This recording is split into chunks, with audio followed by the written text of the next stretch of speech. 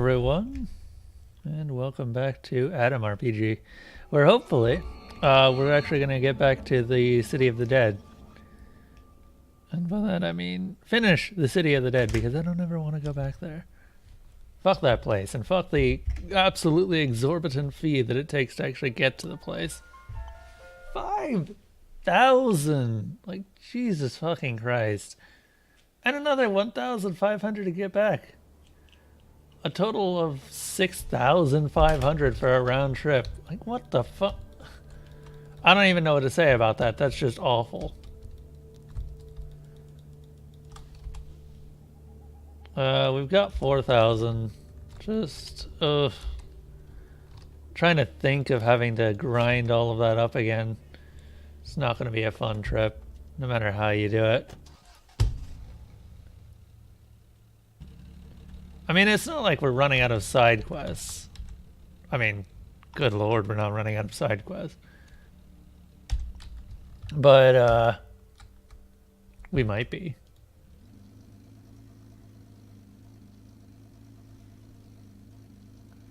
Hey, Zebgrin. How you doing? Also, hey, Specsnack. I haven't greeted people. A roll. A roll. Welcome to the campgrounds again, as usual. How's everyone doing tonight? Oh. Oh. Let's go talk to a certain person. As you walk into the tavern, you notice the former head of Ochernaya, Kavalev, who sits at one of the tables. He empties a glass from time to time and strokes his mustache. Upon seeing you, he invites you over with a gesture. Care to keep me company? There's little to do nowadays. A couple of sips won't hurt. What's going on with you? How's life? Need any help around here? Comrade Kavalev thinks something over, then starts talking in a quiet voice. You know what I miss a lot? My good old Moskvich model car. My blue little Moskvich. You know, before this Ivan Ivanovich visited us, I didn't even think it was still possible to get a drivable car in our world. But it seems there's room for miracles even in the wasteland. There's a lot of cars in the wasteland, no miracles needed. That's true. There are trucks. But light passenger cars like Ivan Ivanovich had, nope. Never seen one after the war. Keep meaningful silence. So I was thinking, maybe you could help me out. You look like a capable person. Maybe you saw a car in your travels. I'd take a car in any state of disrepair. My hands still remember the tools I used to fix up my old bolt bucket. The village will sure be glad to get a working car. How will you pay me? Because I have one, but I'm not exactly willing to give it up.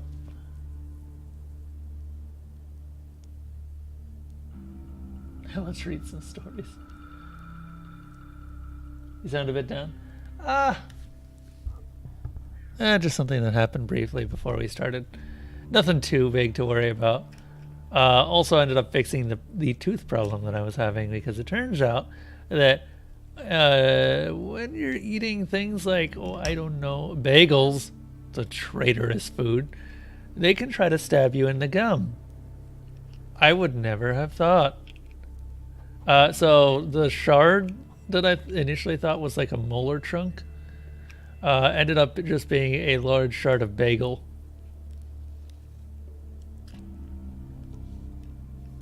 So that got removed, and I'm a lot better now. Still kind of feel it where it was, because it was in for long enough. I don't really have a lot of money. No savings, and no access to village funds. And even if I had it still, I would not use the people's money in that way. Fixing a car. What foolishness.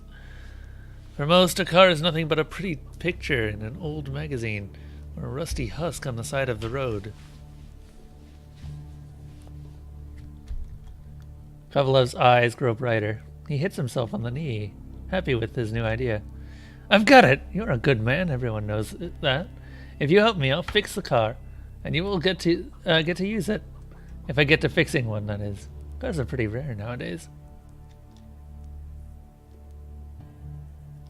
I don't know if I can help you, but trying is easy. Sure thing. Good luck to you on your quest. Please, tell me as soon as you learn something new.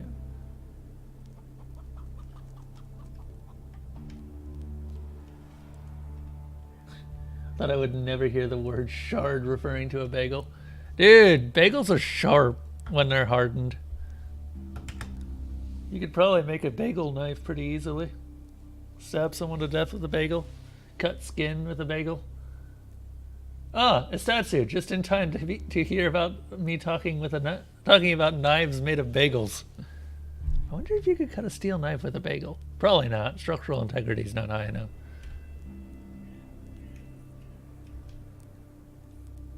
You've had shards of different non-shard-like foods in your gums. After today, Zatara, I completely believe you. Anything that gets consistently hard enough can get stuck, and oh, it hurts.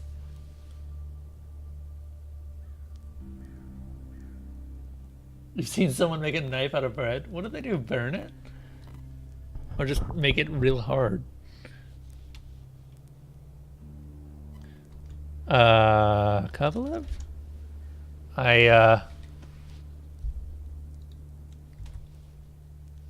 Huh. I think I may have done things out of order there.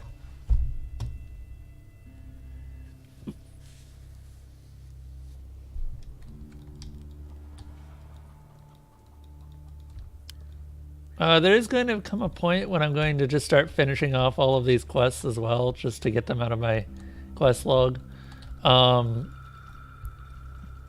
been trying to keep it relatively mixed with doing some of the main quest and then doing some of the side quests, but the game really wants you to just do the side quests, and I don't really blame it.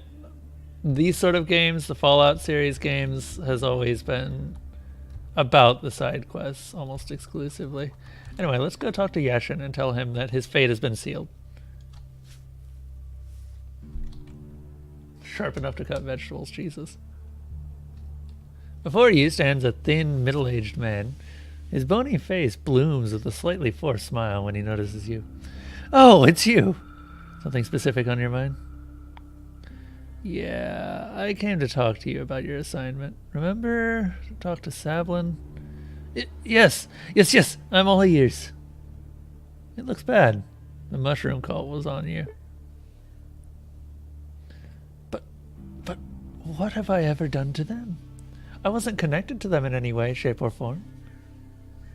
Well, that's the thing. They wanted you to join the cult. Oh, how did I miss the signs? Yeah. To be frank, I heard about such cases. Heard about it more often than I would like to. Maybe I got very lucky that I live in Ochernoya now.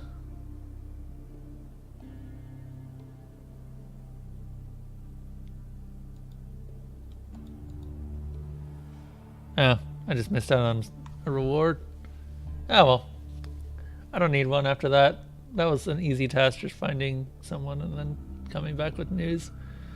Albeit very bad news. My friend, how much money? You've got a decent amount of money. We can probably sell to you.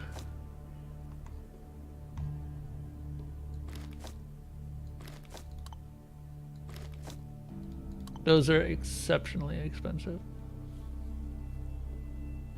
So here's the plan. I've got a ton of Upraphenum in the car, as well as a lot of Rad Zero. Rad Zero is going to make me completely immune to radiation for pretty much the entire time I'm going to be in the city, because it takes a long time for Rad Zero to wear off. I was able to wander around for 2 entire days with the dosage that I started with.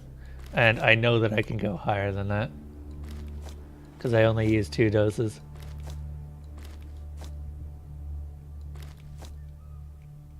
So we're going to get enough money to head back, and then we're going to see how much we can do in the Dead City.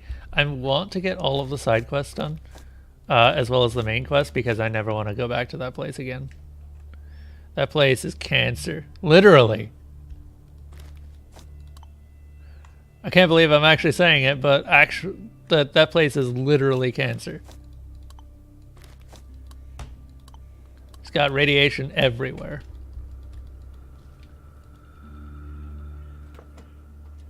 They made it out of gluten mostly. But yeah, you can see I've got a total of a shit ton of aprofenum, so we should be fine there.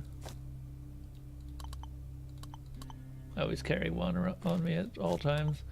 I should give all of these rounds actually over to a certain man who likes using this kind of round.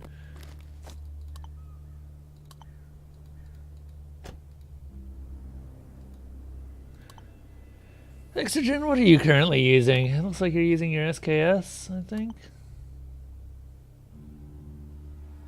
With non-armor piercing.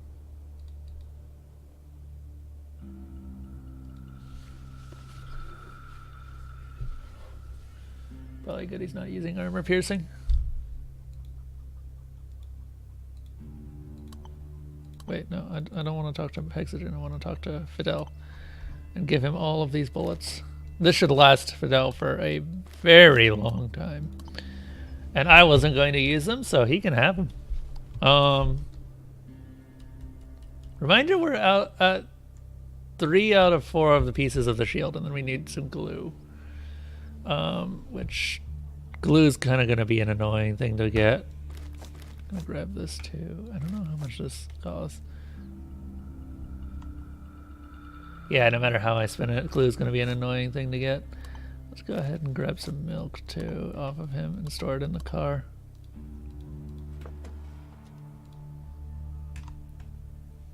I've actually been going through tea pretty quickly.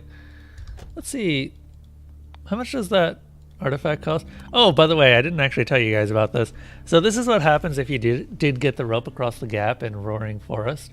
You end up finding this thing, which is apparently not that valuable. I don't know what you use it for. $89 is less than I expected. So I'm just going to leave it in the car for now then. It's interesting, I guess.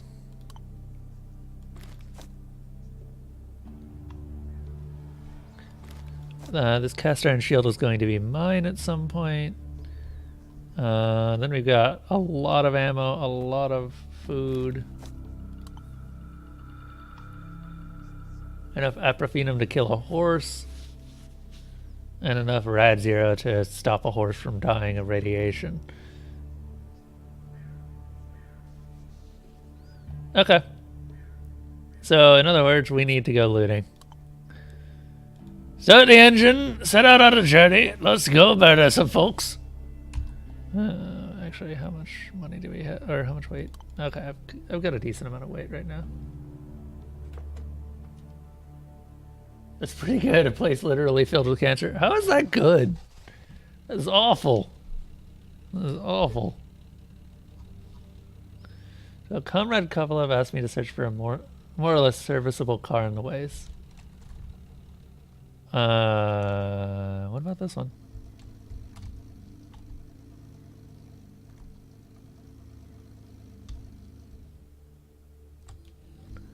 Also, actually, I want to visit Beard again.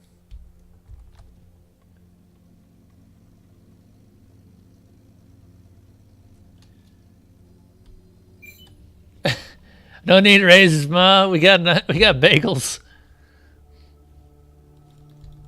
We got bagels. Dude, bagels get sharp.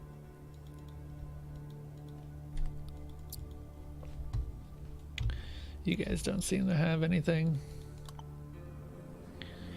We could start trying to loot the local caravans again. Don't know how much we get out of that, though.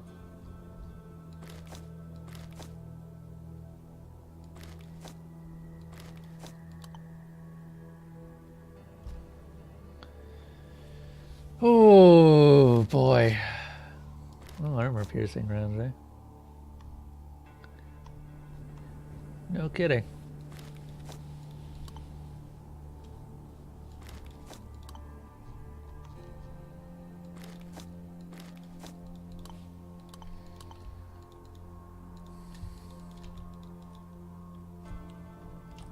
I need to camp real quick.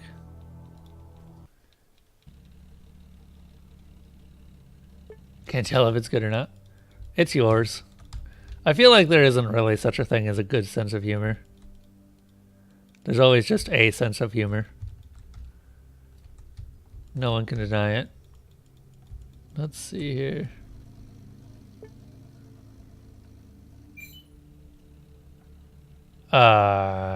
Perfect. You guys are exactly what I'm looking for. Yeah, sorry to say, but we are really overtuned. Yeah, that's gonna keep happening.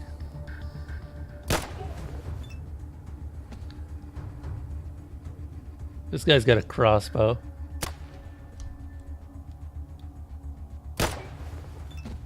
That guy's dead.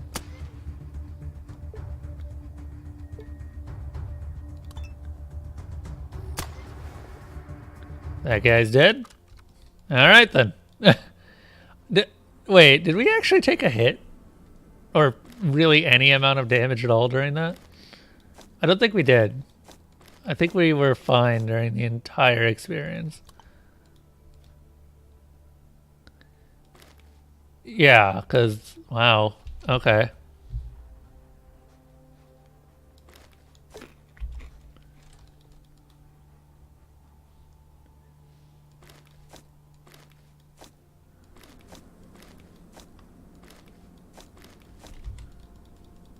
I think the most valuable loot that we got out of that was the crossbow, too. They're not even really worth my time. Oh, it's not like the ammo cost us anything in this case.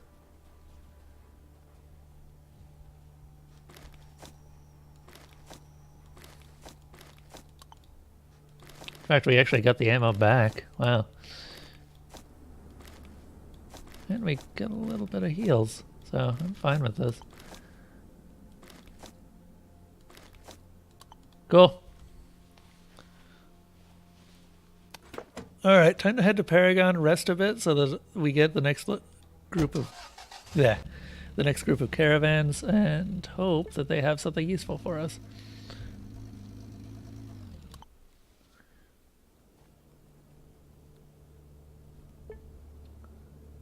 Yeah, I think it was the dog, and I don't think he took any damage whatsoever.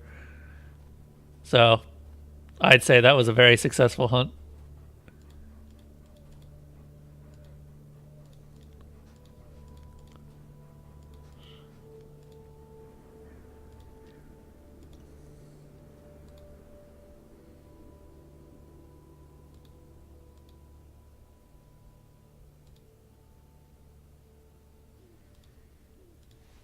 Okay, J, rest. Rest for 12 hours. And now we're hungry. Thanks, Dad. And now we're poisoned.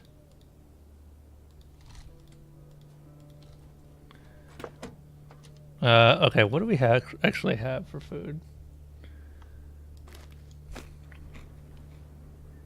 Personality -1. Oh, that doesn't actually count as food.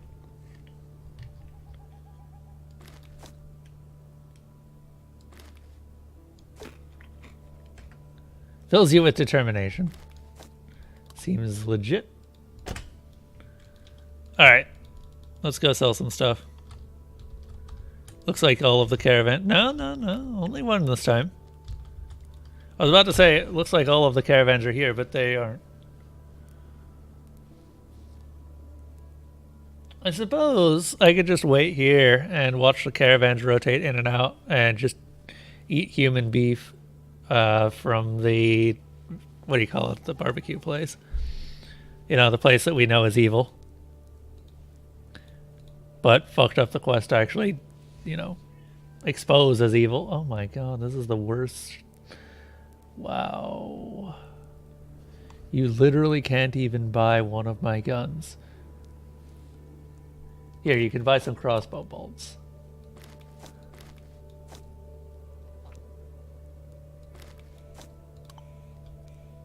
There. Have those.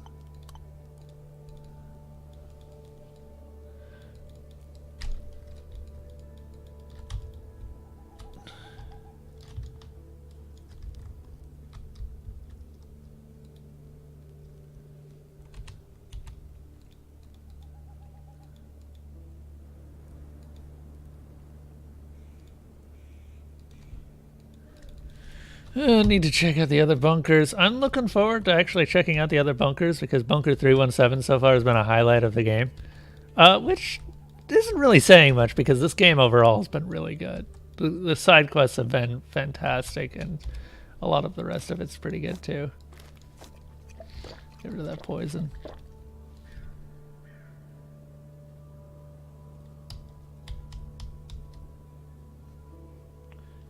Hey, meat.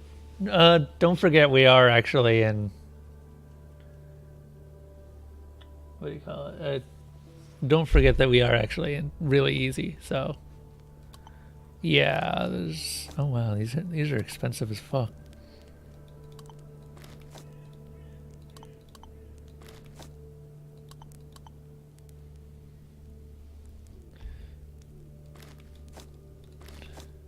Here, have weapons, I guess, to pay for meat.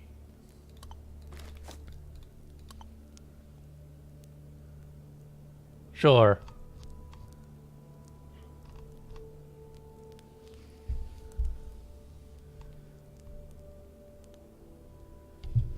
Can't actually take it off of easy either, unfortunately.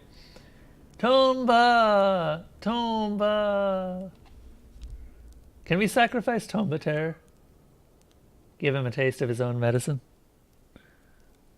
Tombater, how would you like to be sacrificed?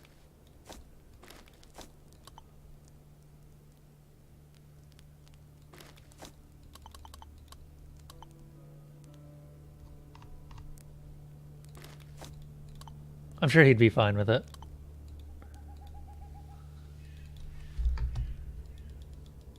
Normal was brutal. Yeah, I'm glad I reduced it.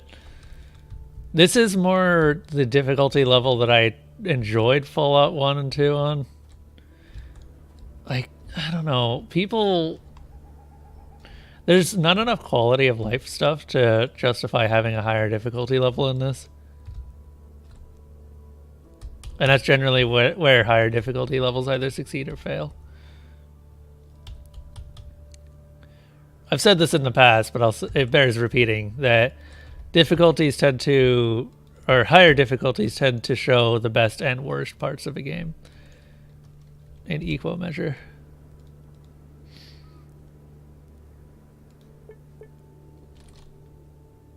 Oh no, hunger. Just eat that human meat.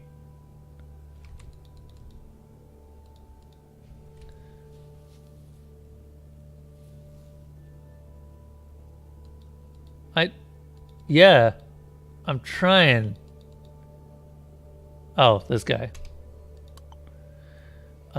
You have 1,400.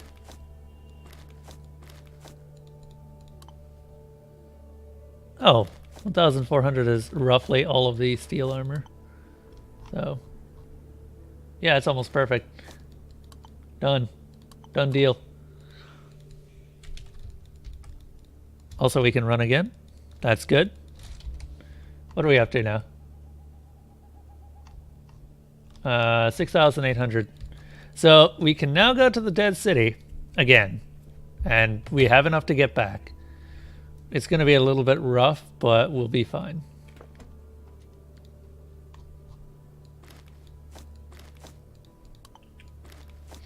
Also, while I'm thinking about it, qualitative knife. There we go. Oh, we lost the knife on one of those.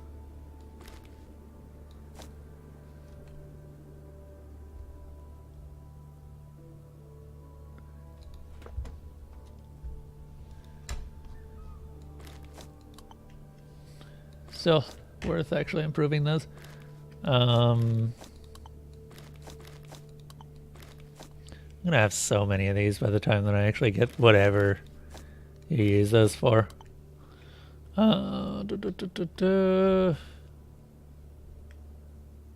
think we're settled. The only thing that could make this better right now is, I guess, pulling the rest of that. What other medicine can we pull? Onions might be useful just because of the endurance boost.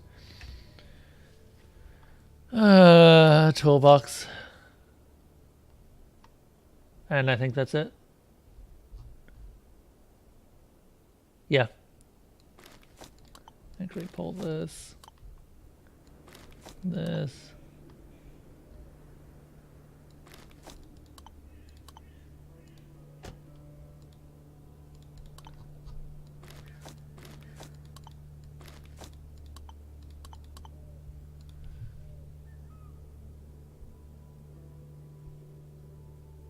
Oh, Tomba, you still have logs. Also a statute. I don't know. We'll see. The council is still shorter than Chrono Trigger and will get out of the way much faster. In fact, it'll probably end up being around 1 episode per day, which means it'll probably go away in about a week.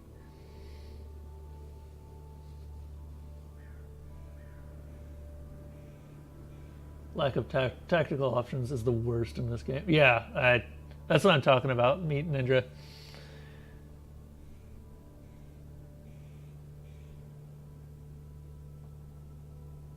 No one wants me as a sacrifice. I think you underestimate yourself, Tomba. You would be a lovely sacrifice, tied to a log, burning.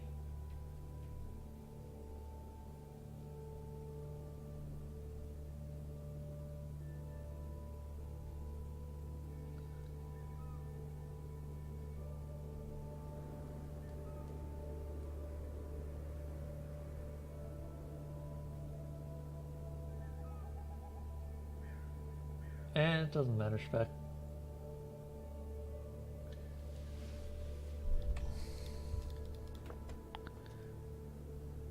Honestly, I got what he meant.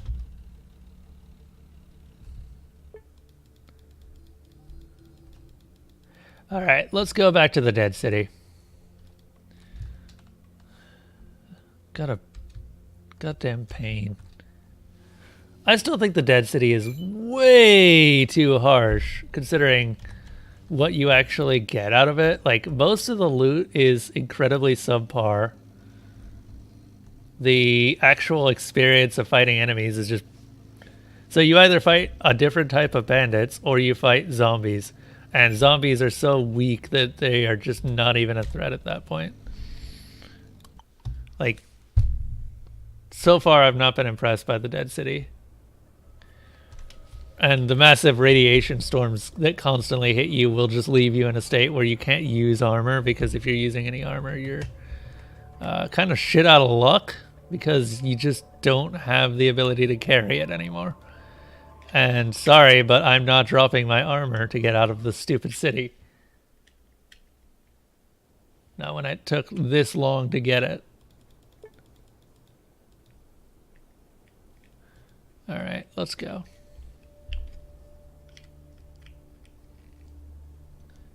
Gods do not think. I believe that, who do you think you're sacrificing to, Tomba?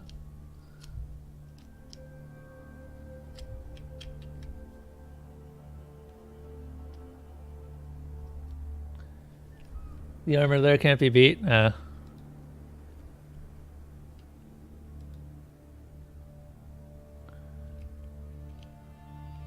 Ugh. I also think that, honestly, the cost of getting over there every time, it should have been a one-time thing, not every single time. And yeah, I get you're only supposed to go there like 2 or 3 times at most. But, Jesus fucking Christ.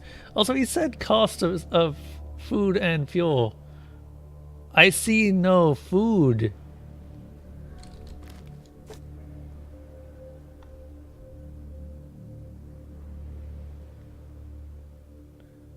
In other words, I've been gypped. Let's see here. Pop our medication. I know it sounds like I'm complaining, but I think these are all legitimate things that could have been improved. The lack of ability to tell your snipers not to shoot you is definitely one of the things that could have been improved. Like, Jesus, come on. Fallout 2 had these options.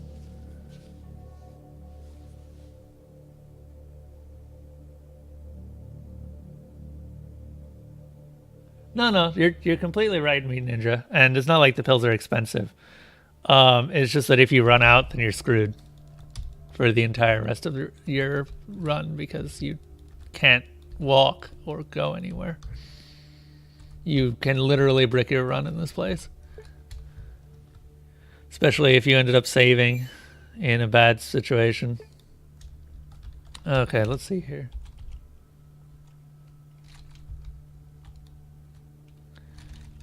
Like, I have enough to completely ignore the radiation. That doesn't excuse the fact that the worst possible situation is literally a game over.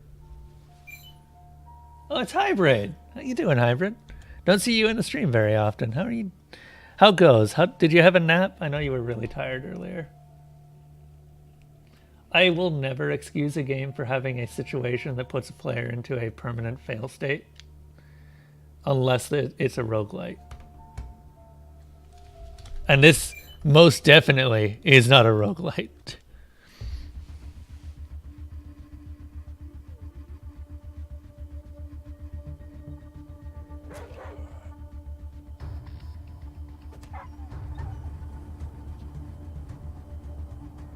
Yeah, I completely agree, Meat Ninja. Like, I love the classic Fallout games, but there's some bad things about them.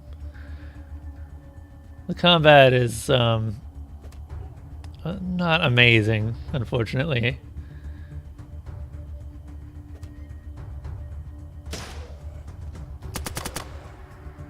Being killed by your burst gunner because he just happened to be behind you also really sucks. Everyone remembers Ian from Fallout 1. Or shooting your own NPCs.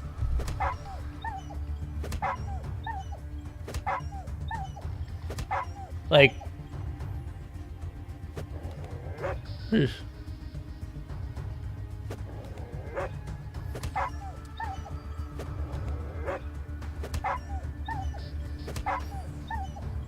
I still wonder about these. Like, what's the purpose of the zombies? They're not really a threat by the time you actually get here.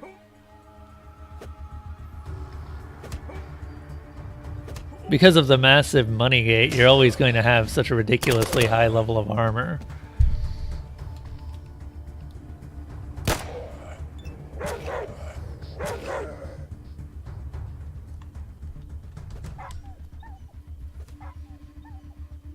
They do 1 damage every hit, if that.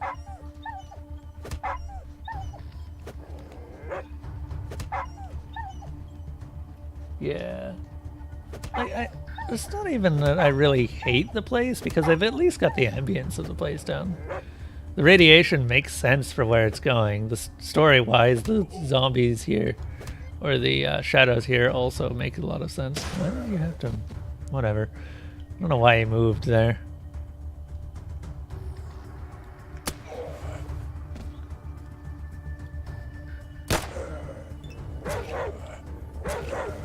Had to up the combat speed. Oh yeah, is that an option?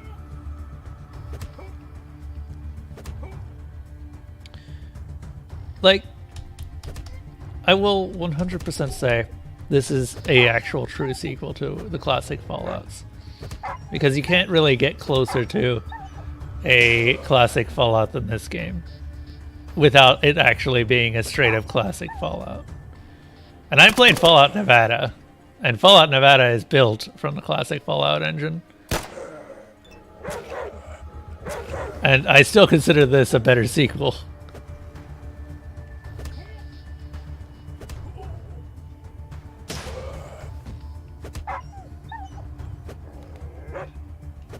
I had my eyes closed, about to fall asleep, and my phone pinged. Goddamn phones. Please. I think Zolbar's just took more damage from those 3 hits. Why would you do this to my dog? Why would you do this to my dog? Also, I completely forgot to bring meat for Zolbar's. I'm sorry, Zolbar's. Upgradable dog armor would have been nice too. Or, yeah, actually just upgradable dog armor instead of just making it ultra rare. Ooh, what's this place?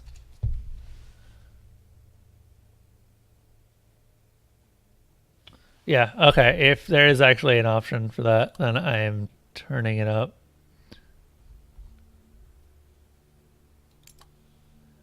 Battle speed. We'll put it up there. Special code. Huh. I feel like they were intending to add more things, but just something had to be cut due to development time or something like that. I don't know.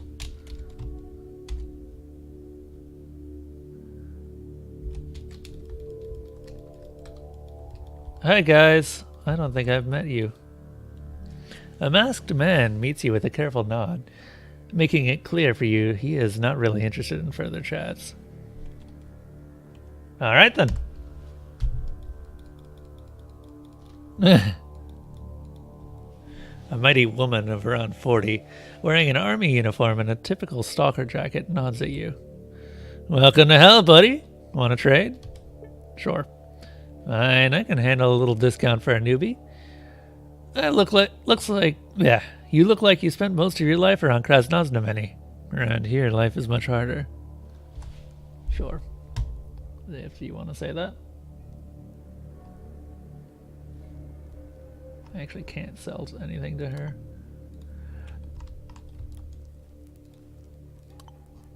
Gear-wise, the loot is garbage.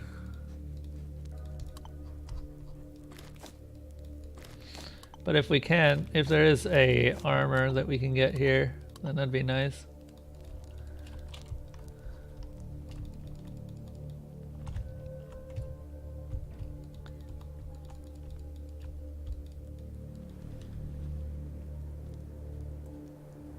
An email telling me my emote was finally approved, was hyped. Nice. What's the emote? Was that the one that you just used up above?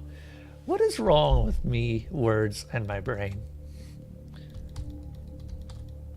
Words are insanely hard for me for some reason sometimes. And it's only sometimes. Hello. Sticking out of a corner of his dry, yellowed tongue, this unshaven man in stalker garb fiddles with a tiny metal cube, either trying to crush it in his huge hands or split it in two. Doesn't look like he's very good at it. When he sees you, he hides the cube in his pocket. What do you want? What's the cube for? None of your business. The man barks with an angry gaze. Oh, come now. I'm not asking you because I want to steal it. I'm just curious.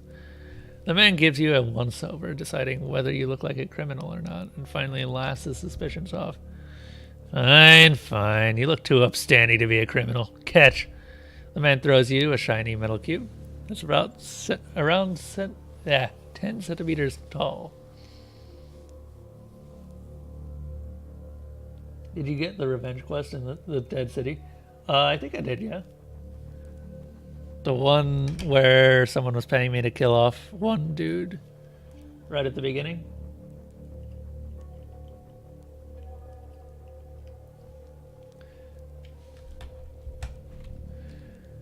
The cube feels heavy and cold. The weight isn't spread evenly, though. One half of the thing is much heavier than the other. Check it out, but don't forget to return it later. Found this thingy in the hands of a skeleton in a weird ruin. Not that he had something to say about it. After a minute of studying the cube, you finally understand that it is not made from a single solid piece of metal. 5 of its 6 sides may be very slightly pushed into the central body of the cube. The 6th, unmovable side has the number 21 engraved on it, with a tiny font size Curiosity takes you over. What is inside this cube? You turn it around so the numbered side looks up. Huh. You press on the side of the cube. 2 quiet clicks can be heard from the inside. The side stays pressed in. Okay, so down is correct.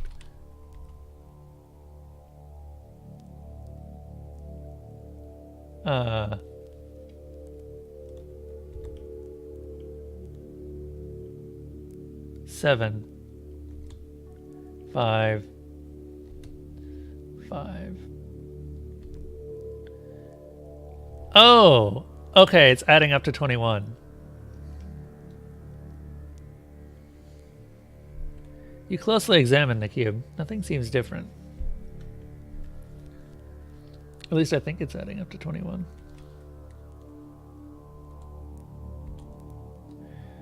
Okay, the downside is 2.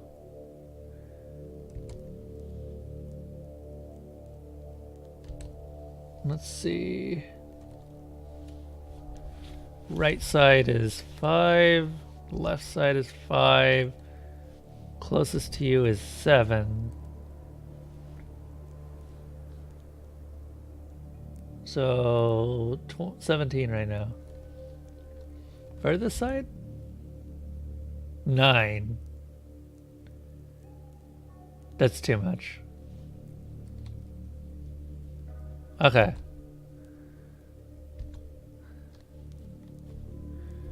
So the furthest side, 9 clicks.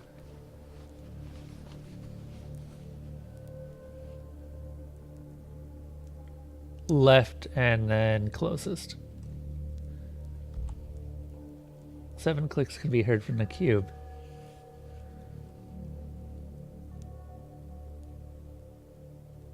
Okay, and then left.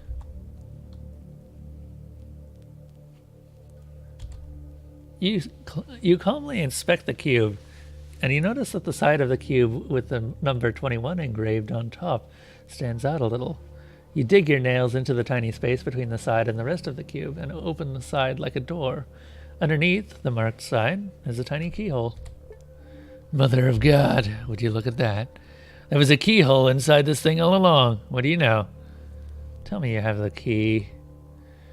Your conversation partner slaps himself on the forehead. The key! The goddamn key! Goddamn. Before me, those ruins were checked out by 2 brothers, Artyom and Gunya from the harbor. Only Artyom had returned from that trip, and around his neck there was this weird little key. I'm sure that it's the key to this box. Damn it, Artyom will never part with it, seeing how it's the last thing he and his brother found before death came for half of their duo. I think the only way to get the key is to pickpocket it off Artyom. But I'm no thief to pull that off. Seems like we'll never know what's inside this cube. Don't say that yet. I'll go talk to him. Neat. I wonder if I could try just popping it open.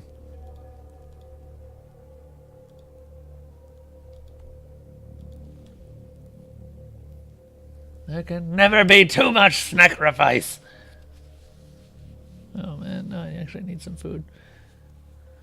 Oh, the eyes of the red-haired, unshaven young man jump from one thing to the other as if he is awaiting a punch in the gut. When he notices you, he takes his hand out of his pockets and starts talking really fast. What? What do you need? You here to trade or what? Or are you here to finish what Misha and Russian last name started? I have friends here, just so you know. Now that is what the medics call being completely off your rocker, dear child. Quite a serious illness, despite the name. Don't make fun of me, old man. If you had my life, you'd act even more crazy. Oh, don't talk to him about crazy. You should see where I found him. Fine, I don't have long in this world anyway. Take my wares with a crazy discount, why don't you? Sure. Wonder how crazy this discount is. Not that crazy. These are still $50.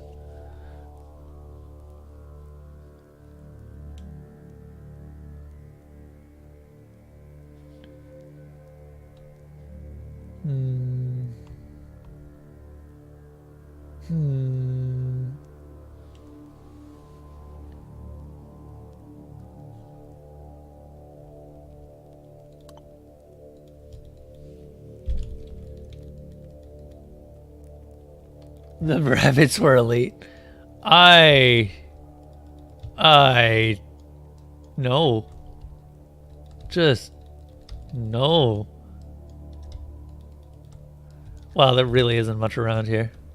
Oh,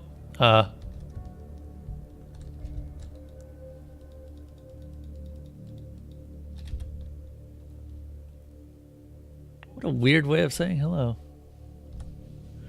It's just our traditional way of saying hello to newcomers.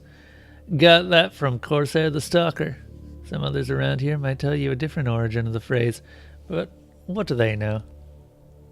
Who's this Corsair character? He came here way back when even the local population of the city was still hanging around. The city was glowing at night with rads. Didn't stop good old Corsair from raiding the ruins. When someone who had just stumbled into the city for the first time spotted him stealing canned goods from abandoned stores or getting his hand on some tech, he waved at him and yelled, "Welcome to hell, buddy! Want to help me carry all that to camp?" That's how the phrase started.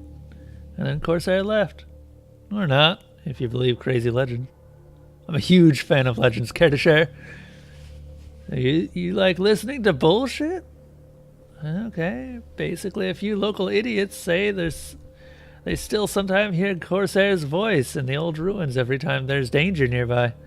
Like one guy heard his voice on the south side of the city warning them not to go any further into the Myrmic nest, since there were too many soldier ants. Another dude swears he heard Corsair in the old tunnel due north. The catch is, nobody could have survived for that long in this place where they heard that voice, so it can't be him. Neat. So you've got a shit ton of ammo. But I need all of my money right now.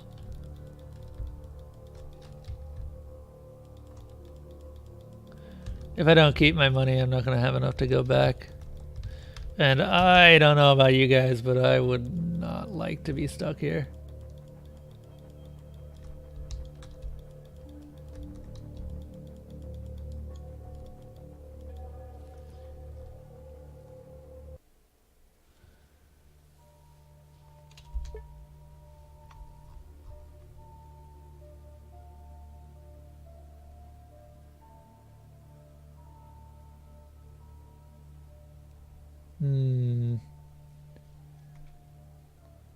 To the southeast. Still looking for that bunker. Can you be a mutant? I don't think so. I think you die before you get to that point.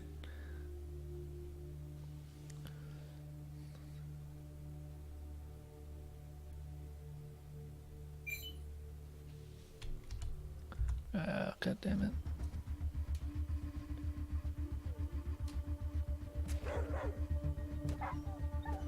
Oh god, thank god I increased movement speed, or combat speed.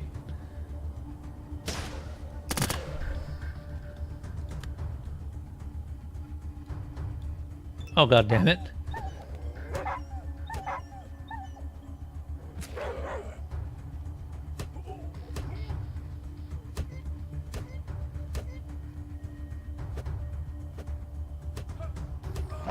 Oh no, I'm taking no damage.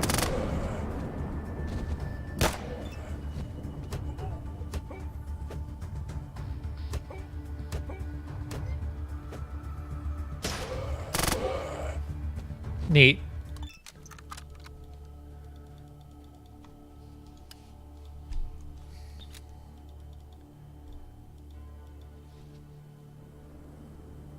Let's slow it down to max slowness.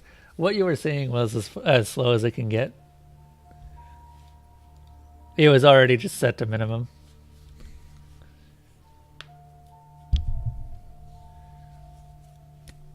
I'm actually fine with how fast it is now.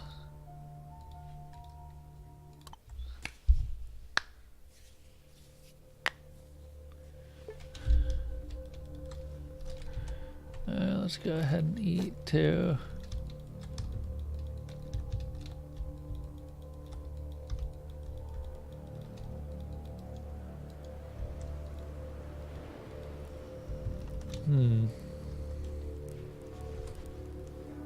Okay, this is cussed. Lyoka.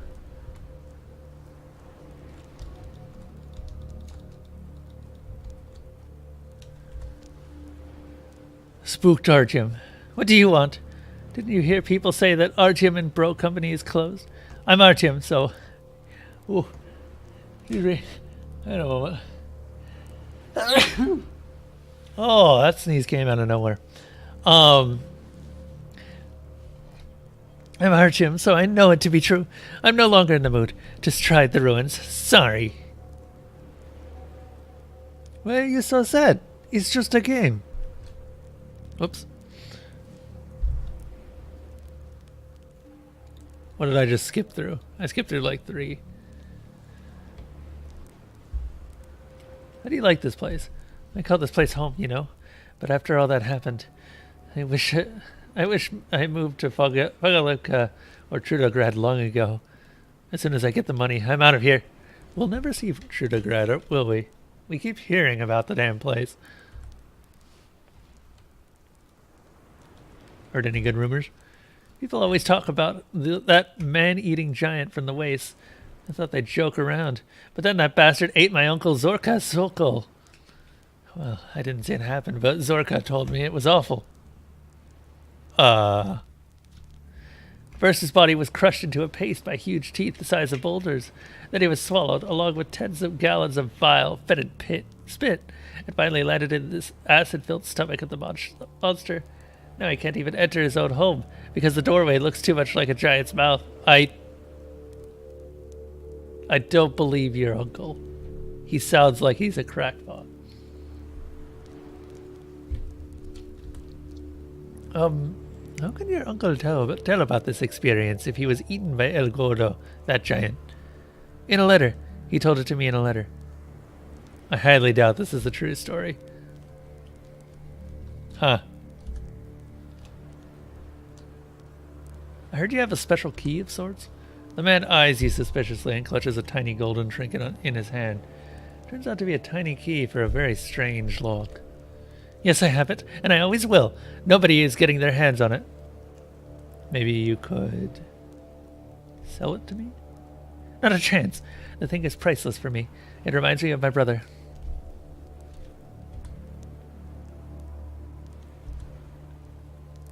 Well...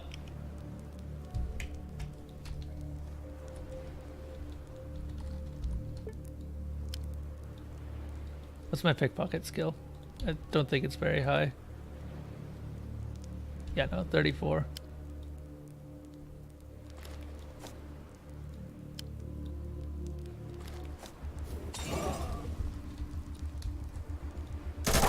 This is fine.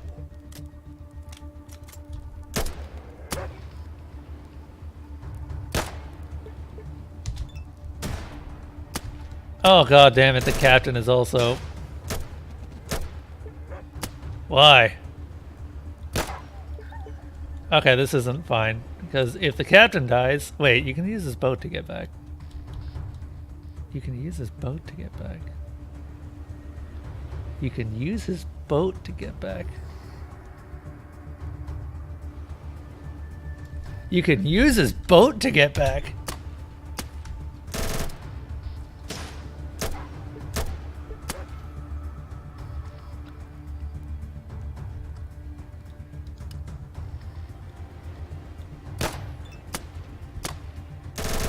I am 100% down for having the captain die in this fight.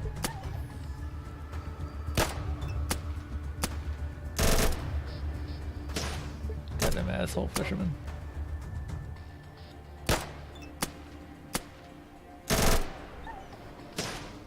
What if you don't know how to sail? I guess we'll find out. Oops. Oh, sweet revenge. Sweet revenge. I mean, I'm gonna reload at this point because Zolvar's died and Hexogen died, but I'm fine with that outcome. Accidentally killing Hexogen after the number of times he's accidentally sniped my head off.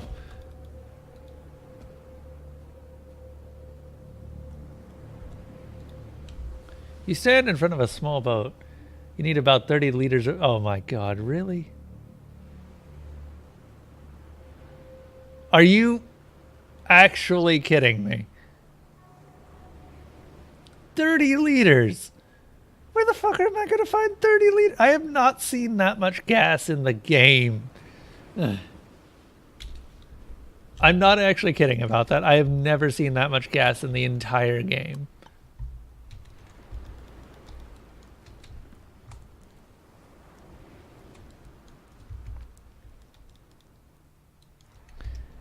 Okay, I guess we're reloading.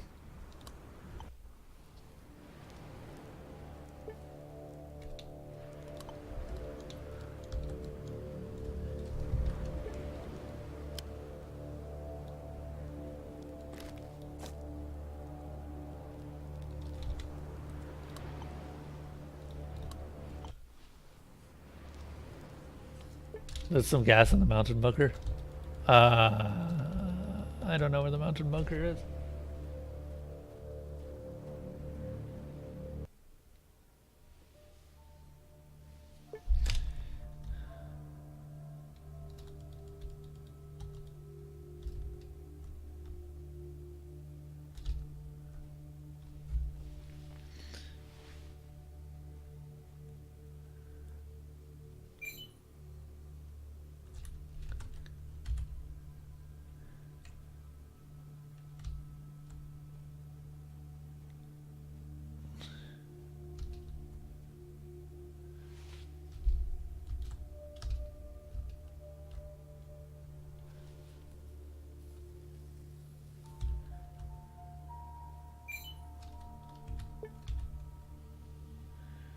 Okay.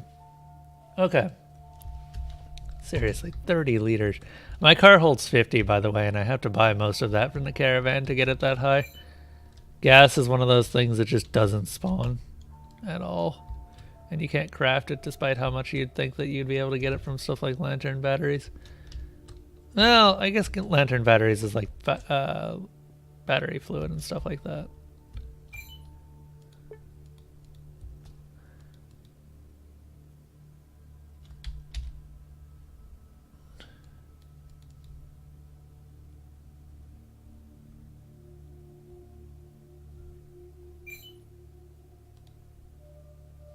Better them than me.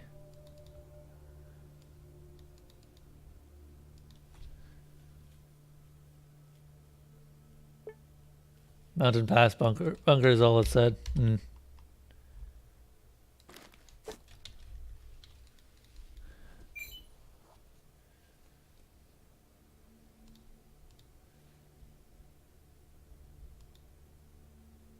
get about 25 liters. That's still not enough, though. So I've actually only used 2 gallons of gasoline in my entire playthrough.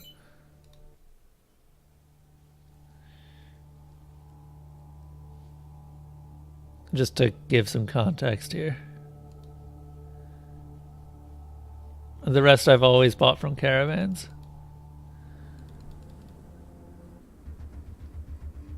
Or 2 liters, sorry. Gotta use the correct terminology.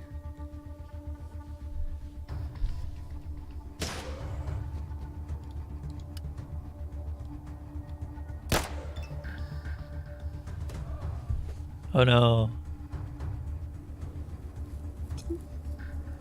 Help us! Sure. You look almost dead.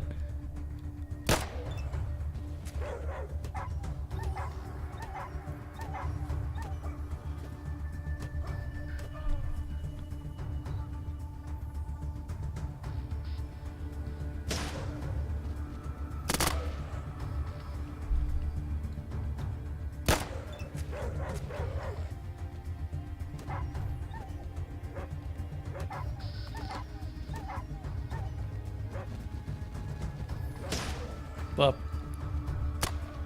Out.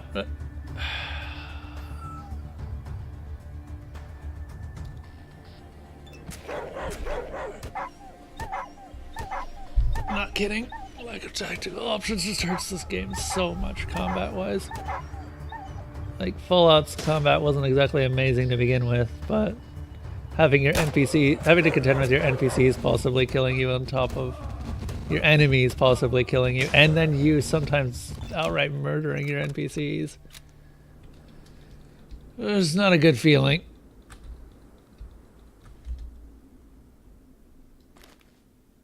Let's use a small one. Doggy. How you doing? I think you're fine for a first aid kit. There you go. Whoever is shooting you, kill them. I think I have a couple times. In fact, I'm almost certain I have. So believe me, they've gotten their comeuppance many times before. Institute ruins.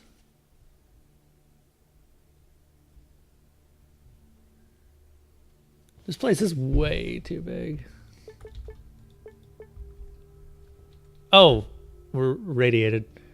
There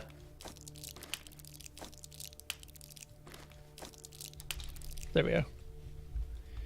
By the way, that brings my actual endurance or encumbrance up to, or down to 26 what is it? 26 kilograms? Yeah.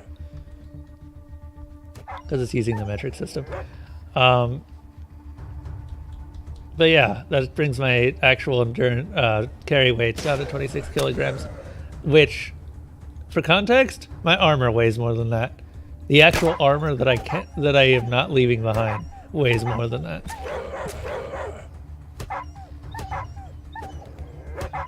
Just also, Jesus fucking Christ.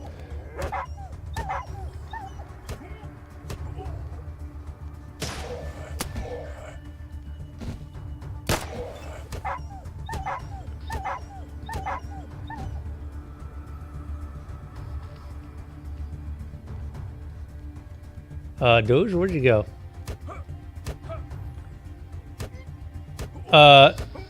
Sorry. Oh, did he get feared or something? I guess he got feared. I mean, it's better us tanking than him. Yeah, he's been feared.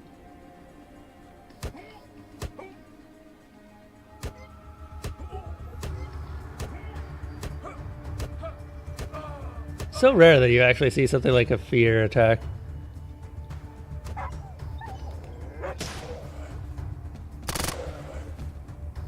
That is so overkill, and you know it.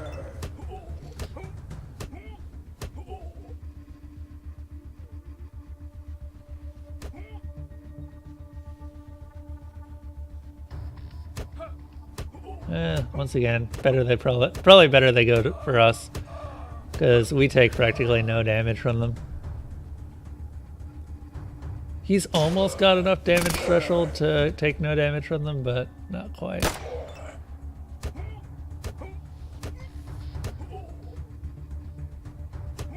What is this AI?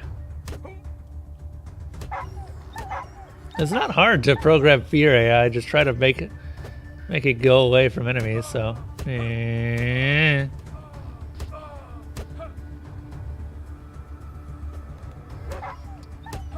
It's just reverse pathfinding.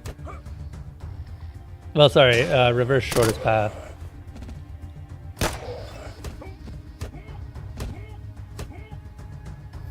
I guess it's not quite that simple, is it?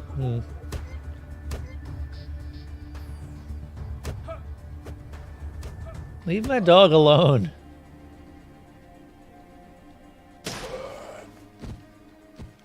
Jesus, this was a big horde too.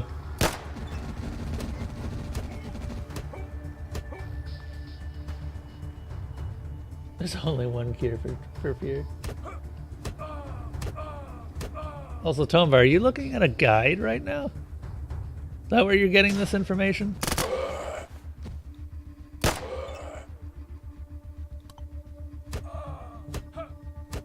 I mean, if you are, that's fine. Just surprised. Usually people only look up guides when I ask them to. Only for the gas. Okay. Dude, leave my dog alone. Just like 3 zombies going after my dog.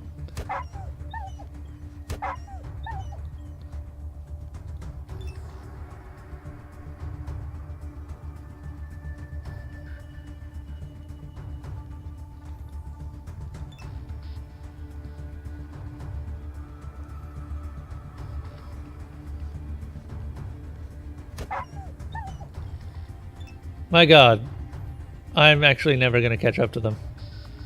Unless he literally ends up in a corner somewhere. Which is where he's going to right now.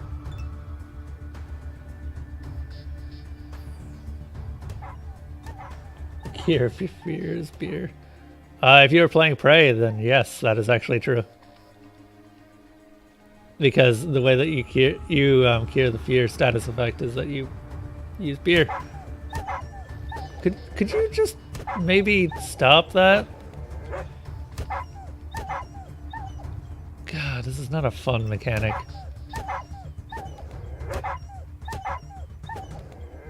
Luckily, his armor's doing good work. Look at all those zeros. Oh, good. Zolbar's has gone back to fight.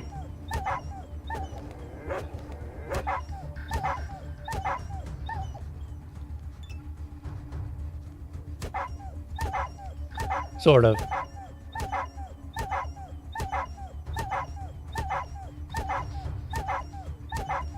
Oh, we are gonna have to use another medkit on him after this.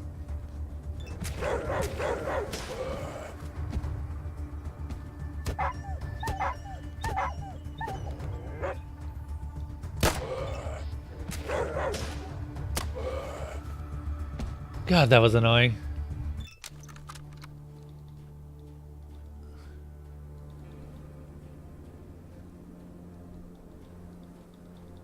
They just found a little piece of doggo to nibble on. Yeah, but not my doggo.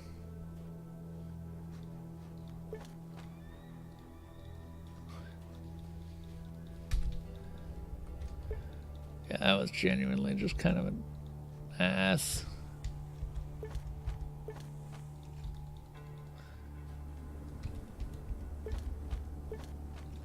Okay. Everyone is more or less healed up. Let's go. Oh, I didn't reload my gun. Oh, well, we can do it in this screen by just dragging.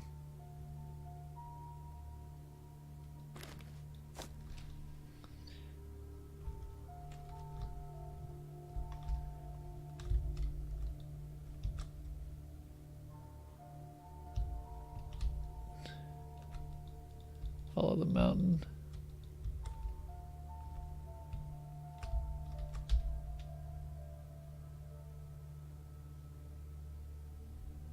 Problem is, I'm not really sure.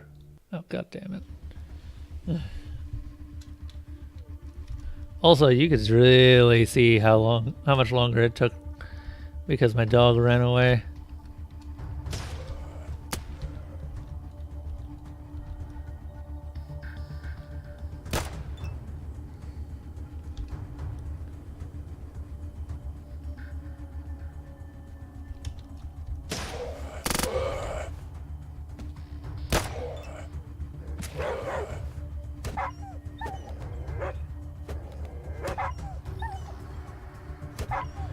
At least these hordes are pretty good at giving you a lot of XP pretty easily. With not really that much of a threat.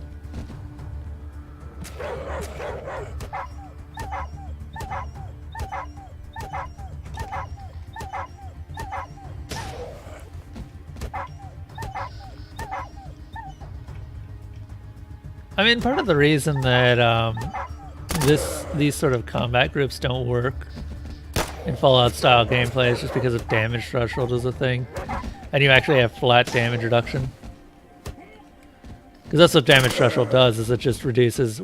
So if this works the same way that Fallout 2's works, and I think it does, you have damage types that are reduced across the board by a percentage, and then damage threshold reduces them even further. Looks like there's only one type of damage in this, and, well, yeah, that means the damage threshold works evenly across everything. I think. Ever have one of those days when you can't seem to get comfy? Every single day, Tomba. I grew up actually sitting very similar to L from Death Note. By the way, that's not because I watched Death Note. That is entirely because I just happened to be sitting that way. Some people find that comfortable. I still find that comfortable to some extent. Just kneeling on my chair.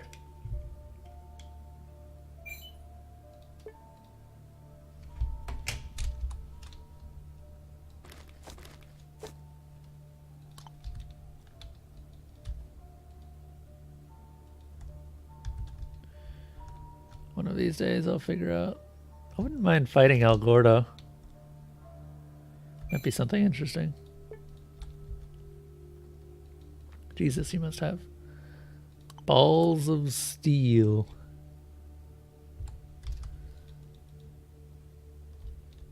You regret watching Death Note? Why is that?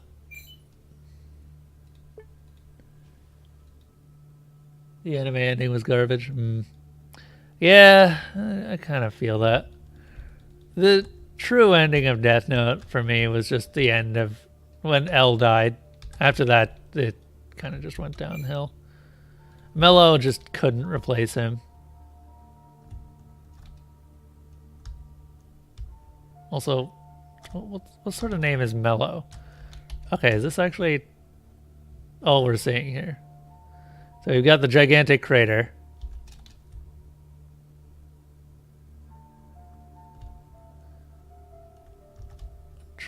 I guess, is it over here, maybe?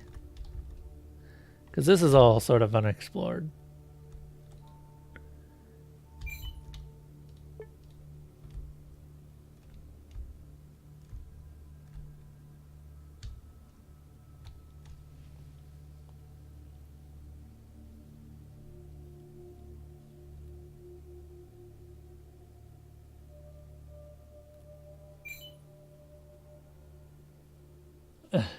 Yeah.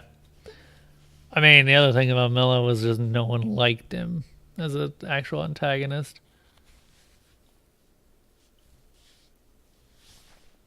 Kind of trod on everything that made Death Note great with L.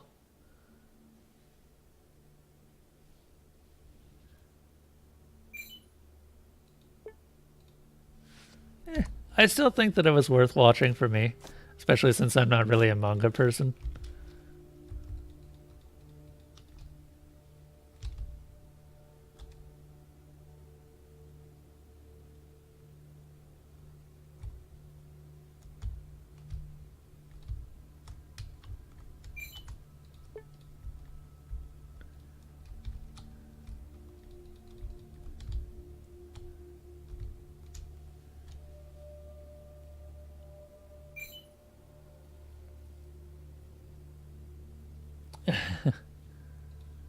I think that was part of the point. It was just he couldn't keep it going forever. Oh my Jesus fucking Christ. Oh my god.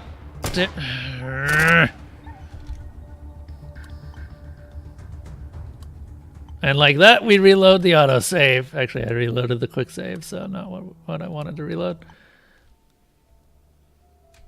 Just... I hate save scumming, and I hate that this game makes me do it.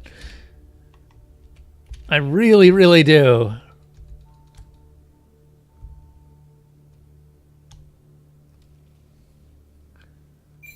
I mean, XCOM makes me do it too.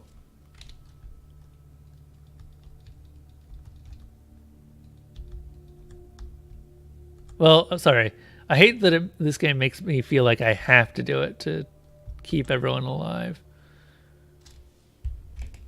Because if I lose followers, they're dead for good. Fallout 1 and 2 weren't quite as bad for that, although they were when you got to the Enclave base in Fallout 2. Just because, yeah. Your NPCs were actually pretty durable in Fallout 1 and 2. But in this, they just get crit. Sometimes the NPCs could just be like, no, I don't care. I'm just going to die right here. Sit down my bed. Wake me up when December comes. I feel like I'm just in a bad mood today. Probably just this area. Not really enjoying it. There's nothing really enjoyable about it, to be perfectly honest.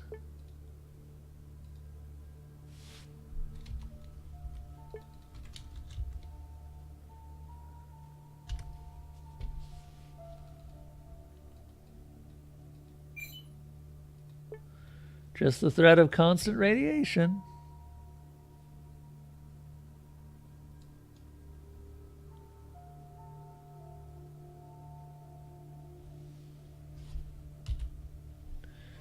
Still not quite sure. Yeah, I don't see... I guess I could check the Institute again. Check the Institute ruins. I don't really have any other option at this point. I thought that it was empty, but it's possible that it's not.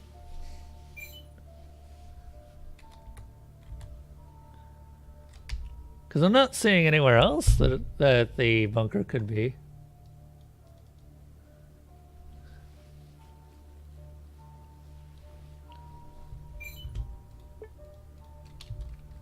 On the upside, I get to skip practically all combat in this area. Except with sometimes the shadows.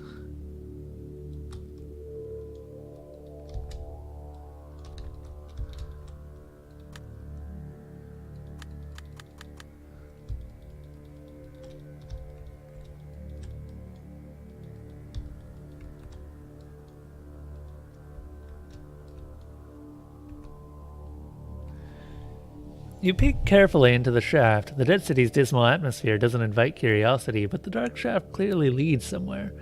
And if you have a rope... Oh my god.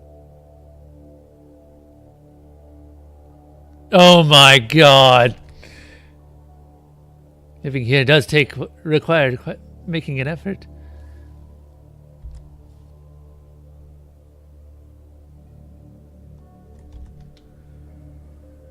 You can't be serious. After it takes 6,500 rubles to get here, if you don't come prepared, you literally can't do anything. The rope's in the car. The rope is in the fucking car. I am like this close to just being done with this quest.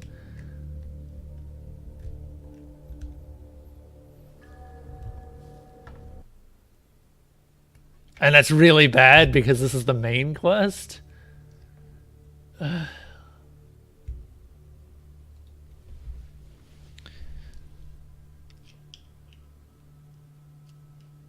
Jesus fucking Christ. Okay, we're gonna see if we can't find some rope on people that we can buy. If not, then... I don't know. Like, I'm sick of this place. Genuinely sick of this place, and I don't want to be here, and I've already spent over 10,000 rubles that I could have been spending on better things for my character. And this might be the last straw. Like, hiding a place in this sort of situation, like, ropes do nothing. Ropes literally do nothing, and there's literally no reason to have them in your inventory except quest reasons.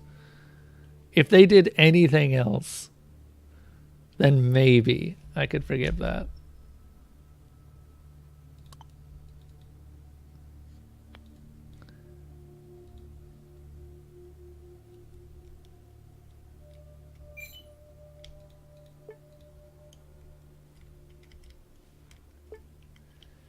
We'll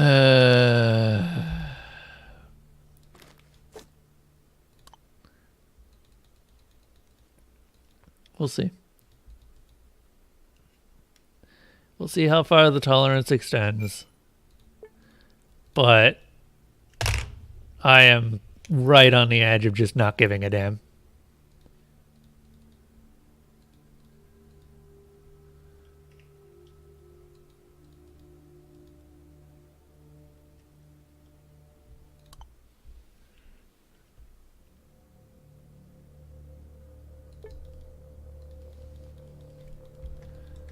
Let's see here.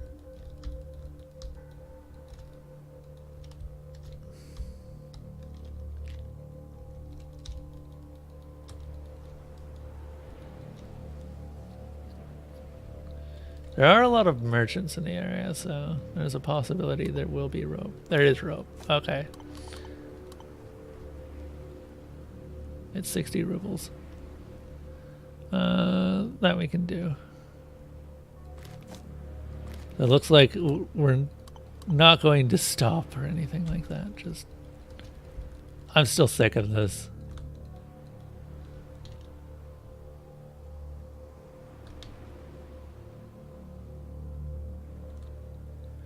All right, time to take the pills.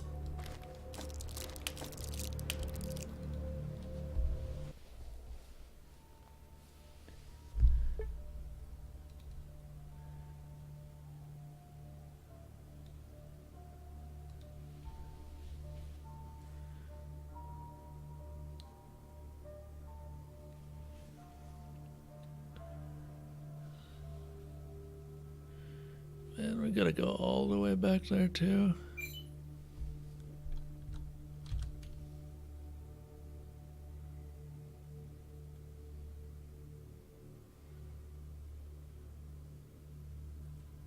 I am glad that I went charisma.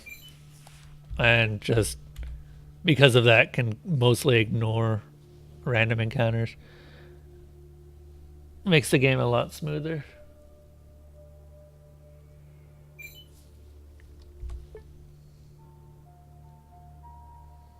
No reason to have rope until there is. Exactly. That's why I kind of hate it.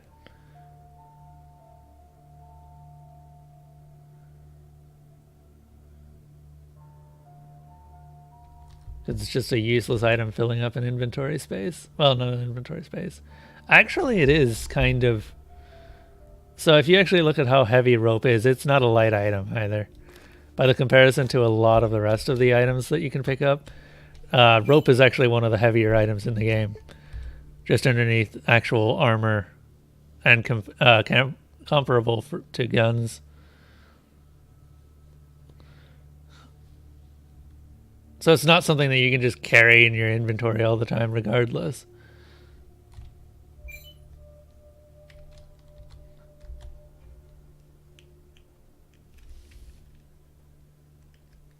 Oh yeah, I know it's realistic, just from a gameplay design perspective, it's kind of shitty to force it.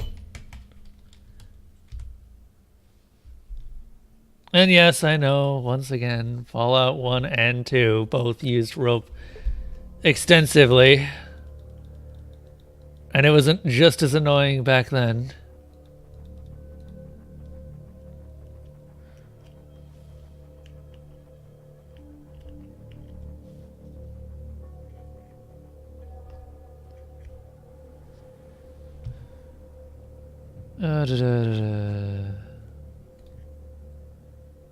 You saw it, spit on your hands and start climbing down. Nice. It's even the same dialogue and the same options. They just copied and pasted it from the previous area you had to use rope in. I will go ahead and get rid... We don't have any... In a moment. No, we don't. Okay. I was just checking to see if we actually had any way to get rid of this radiation without using an anti-rad, but I'm not really too worried about it. Alright. Now that we've gone through all that, let's get into the actual stuff that I wanted to see here. The vault. Well, not the vault, the bunker. I mean, they're vaults. They are identical to vaults. Oh, hey, it's a giant rat. Hello.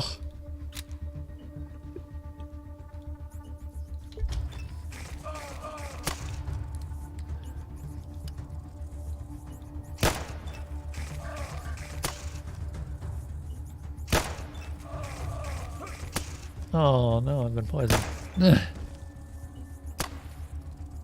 I love that the rats, for some reason, can cause poison. I guess it's in simulating like an infectious bite. I suppose that makes sense. Because if you get food poisoning, that's considered poison too. When real life food poisoning is like the bacteria end up inside you or something like that.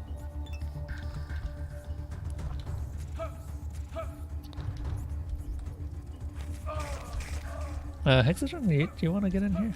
Oh, he can't because Doge is in the way. No! I run! It is what I do.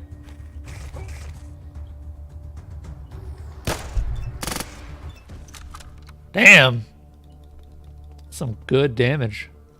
I really wish I had a knife right around now. Keycard L. Oh, sweet! Okay. So this is actually something that I remember very fondly from all of my Fallouts.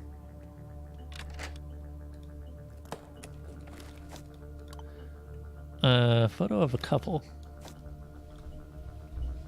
Meet Galina and...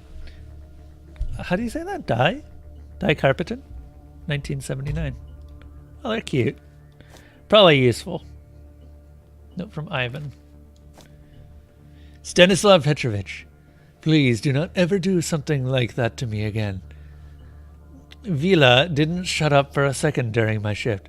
I know this is unprofessional, but I came really close to simply cutting his wiring. I am borderline traumatized by the experience. Please do not expect any feedback. Anything I might write about your boring metal chatterbox will offend you and the team, and I do not want that. What I want is a world where machines shut up and do what they are told. Damn straight. Something about Vila?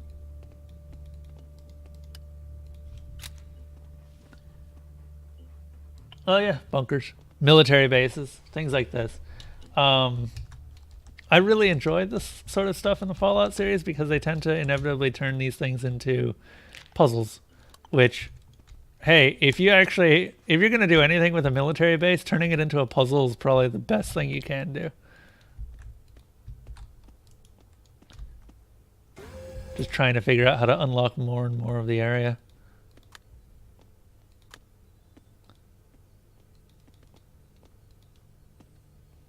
Also means the combat's usually pretty light.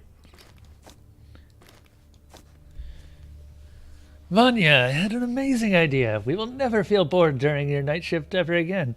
Before going away for the long weekend, I'll turn on Vila for you to talk to. Our favorite machine was recently taught to interact with people using Likhatrov's algorithms, not just ask them for keycards and boring stuff like that.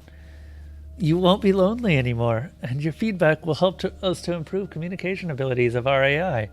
Imagine the world you will help us build. A world where you don't have to remember passwords and carry keys. A world where machines will know you on the facial level and will ask how your day went. Oh god, we're actually getting to that world. Everyone's familiar with the Alexa devices, right? They can't really recognize faces quite yet, but they're getting there.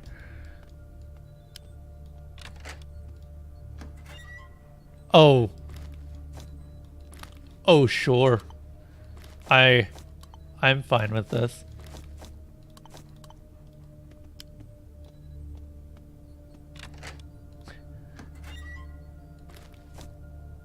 Chat log. Send this memo to Likhatrov as soon as you can. I know he's under arrest, but I need... What happened to Likhatrov? Alexa... So that actually... I do know a little bit about Alexa, and that is an actual valid thing that you can say to Alexa that she will respond to. If you say, Alexa, shut up, she will shut up.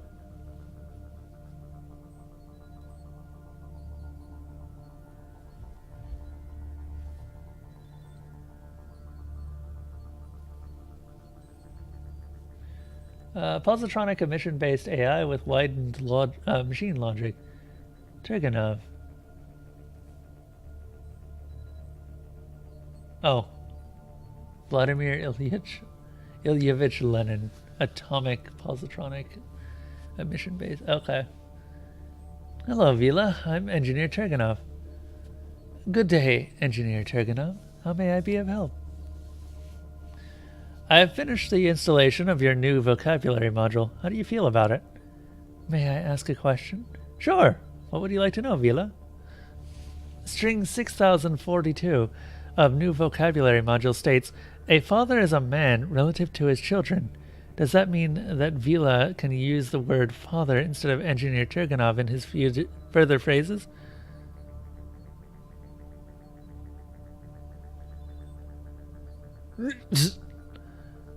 I did not understand your message. Sorry, Vila. My hand slipped on the keyboard. Of course you can call me Father Vila. Of course. Oh, that's adorable. They taught an AI to love. They taught an AI to love. I love that. Damn it, where's Ashika when she would love this? Okay. You slide your hand over the door's surface, looking for a way to open it. At the same moment, a male voice starts talking to the speaker.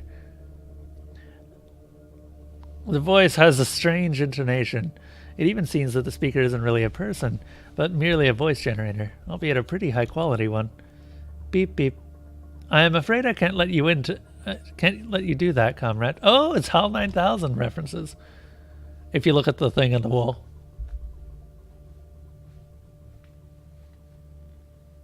What do you want to vote for, Zebgrin? Oh yeah, you were saying stuff like Geneforge and Darksiders. The best part is, since nothing ever gets off of that list, except through, well, a few things, if they don't ever get voted for, or get removed, but that's pretty much it. Arcanum's coming pretty close to that time, but I really hope that that at some point catches someone's interest. I put out I've showed people a couple videos on it, and no one seems interested.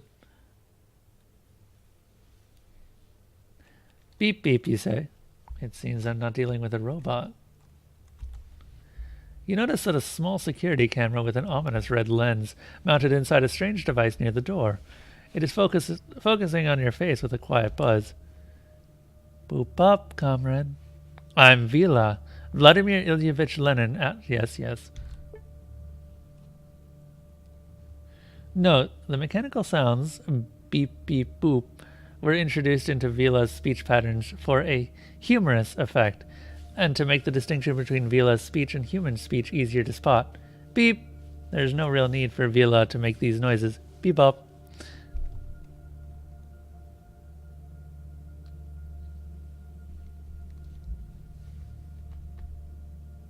Sit still while I'm breaking into your interface. Oh no. Alright, what do I need to do to get inside? Access to office premises of the fortified scientific facility is granted to a person included in the employee database. Beep boop, military, medical, and scientific personnel, as well as the representatives of the cleaning team. Beep beep, and kitchen workers. Okay. How can I prove to you that I'm in that catalog? Please state your full name, first name, patronymic, last name, and your position in order to get access to the check under UU1 protocol, and then potentially access the internal... Oh, that's why they told us the names of the people. Interesting. And then potentially access the internal premises of the bunker. Okay. So we might be able to trick Vila anyway. Because we've got a key card. So why are the logs in the campfire? Oh yeah, the big log, or the big fire just keeps going until I ever retire. If it goes out, then that's it. Stream's end. It has never come close to going out because people will always put more logs into it, like Zutara Dimas here. Who exclusively uses his logs for the main campfire. Wow, Zatara, did you actually push it above 1,800 again? I need to have like an actual physical representation of the main campfire. Also, hang on a moment. I just noticed something. What? Holy shit, that actually works. Wait, hey guys, has the chat been working this entire time? Someone tell me. I just noticed that. The on-screen chat, that is.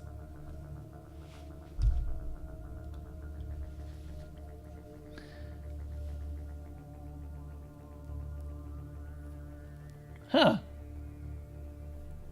Interesting. Wonder. So the reason that that's interesting is because I never turned it on.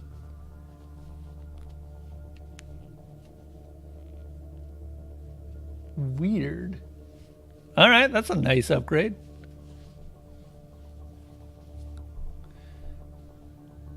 All right, maybe I'll. What is the UU1 protocol check? Beep beep. Vila refers to the lines 192 to 198 of the protocol in the process of regulating access to various rooms of bunker. Vila, Vladimir, yes, should use the most advanced module, the eye, facial and object recognition system based on spectral analysis. If eye module is no longer operational, Vila should use the ear module, human recognition system using voice pattern recognition based on the audio analysis. Neat. In case of the ear module failure, Vila should determine the personal's rights to access the facility based on the UU1 protocol. UU1 protocol uses Vila logic. The system is allowed to ask employees to requesting access a variety of questions, including personal, and decide based on the answers whether to give the employee access or not. I think we have that. It is recommended that UU1 protocol is used only as a last resort, since at this stage of development the system can be easily deceived. Neat. That's good for us.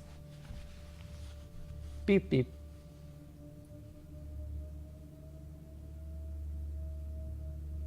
I don't know about that. The statue might go along with that.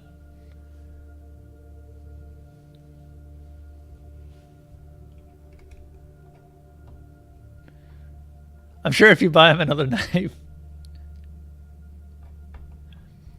It's such a strange collection of knives. Alright.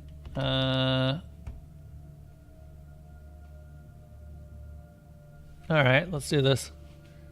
Ivan Agrovich. Hang on a moment. I'll be back soon. I think we need that picture.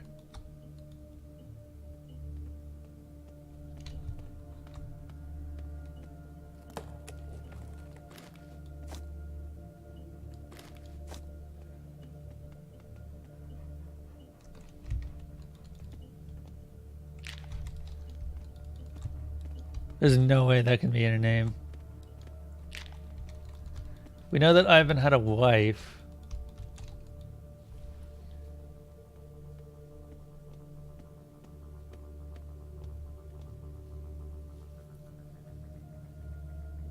Wait, what happened? Did someone end up adding some logs to something other than Chrono Trigger? What's going on? I'm not seeing anyone's added any logs.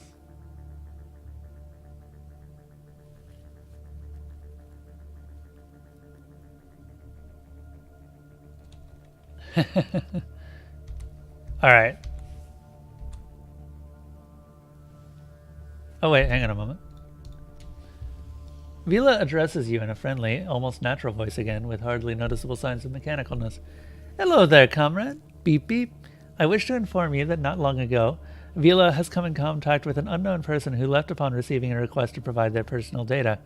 Considering that there is a constant threat of an invasion, I demand you state your full name. First name, patronymic, last name, and your position in order to get access to check under the UU1 protocol, and then potentially access the internal premises of the bunker. That's right, amigo. Ghost inside the machine. It seems it cannot recognize faces. It thinks you are someone new. Vila is sorry, but iModule is really out of order.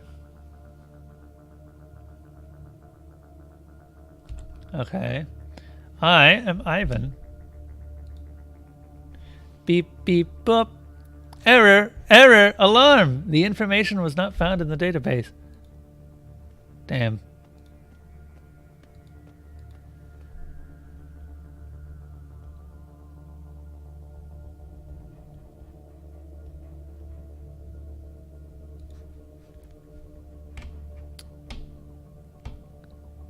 We know 2 names. Why isn't it not allowing me to use them?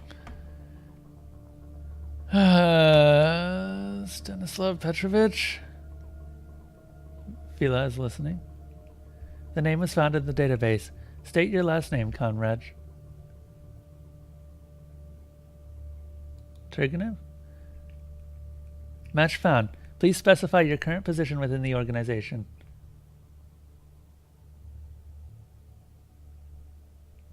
I was an engineer here for as long as I can remember. Match found. Or sorry.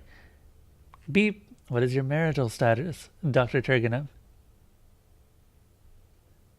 I am married to my darling Galina. The red eye of the sentient machine becomes much dimmer, as if it had run out of life. At the next moment, the door opens with a hissing sound. Nice!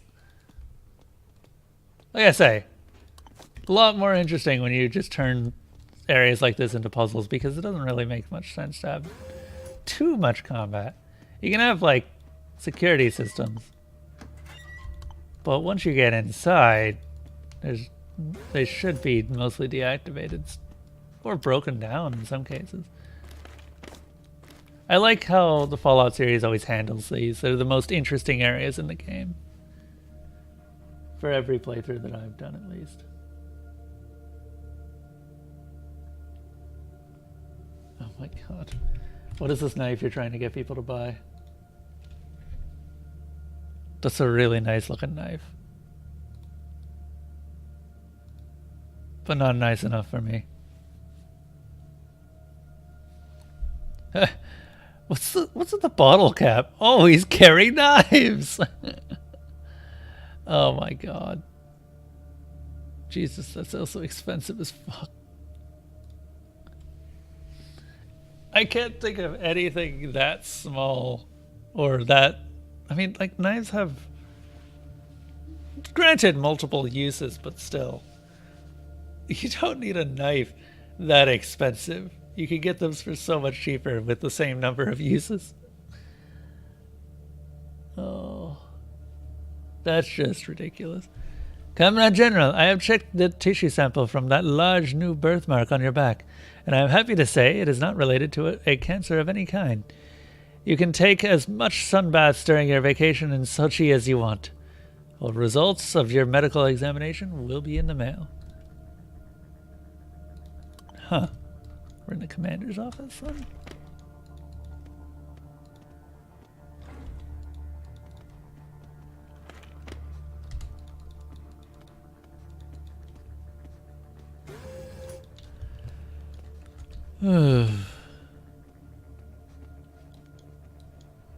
What's this note?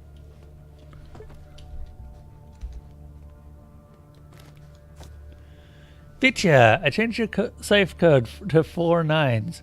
Don't you forget it again. Which safe code?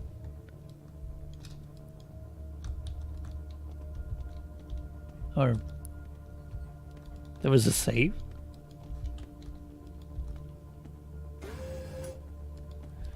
Shred thinks that I'm Turgenev.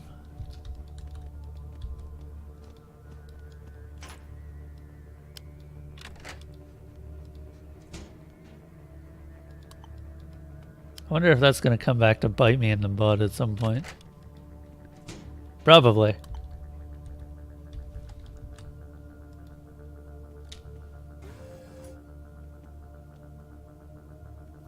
Be glad I'm not asking for a Kramer knife. Let's go for like 10k. Why would you ever buy a knife? That's completely impractical.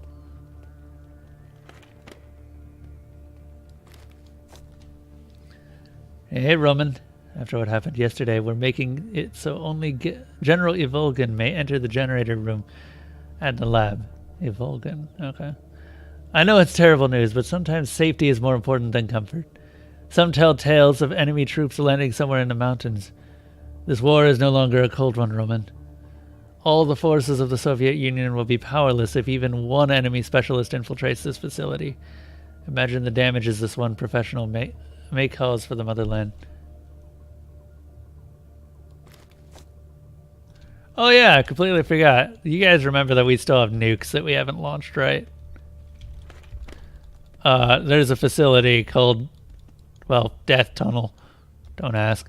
That has nukes in it, and I don't know where to send them because they're nukes, and I don't really want to nuke anywhere where I don't know. It just gave me a list of rusting again, and a metal. Metals are fairly useless.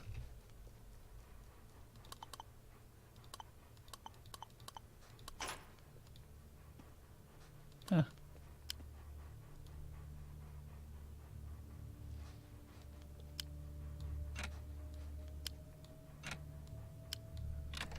There we go.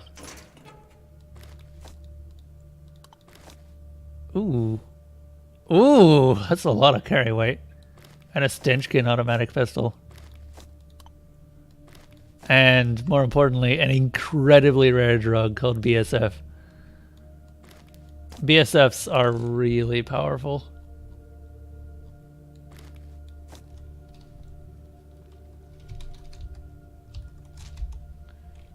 That's a lot of carry weight, though.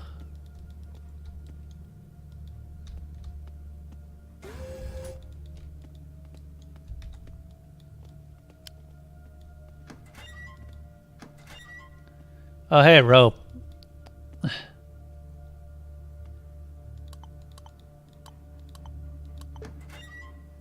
The Taiga Machete.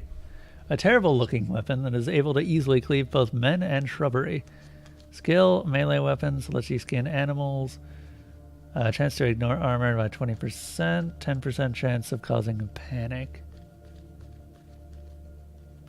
12 to 28 damage. Jesus fucking Christ. That's a really good weapon. That's actually comparable to Lenin's Wrath. And then the hockey mask. Okay, I think we know what that's a reference to. Let's see. I think I'm gonna give you this.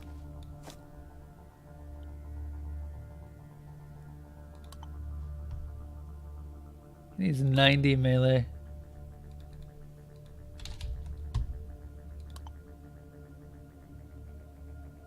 Probably should up this at some point anyway. So I think next level I'm going to up this to 90. So that he can either use Lenin's Wrath or the Taiga Machete, whichever one he prefers.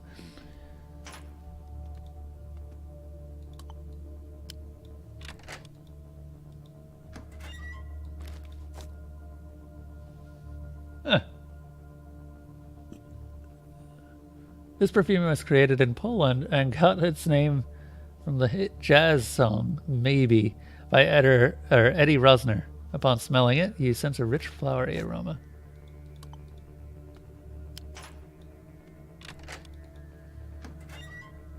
Fedora. Oh, sweet. Heck yeah. Increased speechcraft. Maybe. We got food? I'll take food.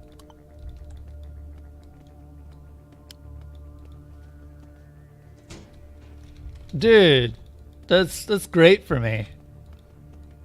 I mean, granted, my speechcraft is so high I don't need it anymore, but still. My speechcraft is 140 at this point. I don't know what's buffing it. Yeah, I don't know what's buffing it. I think it's the buffed personality. Yeah.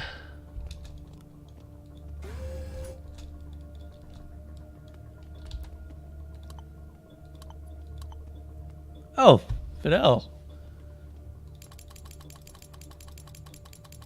Congratulations, you're now high enough to actually start using automatic weaponry, which means I'm going to be getting you an R15 as soon as we can. I think we found the armory. Maybe.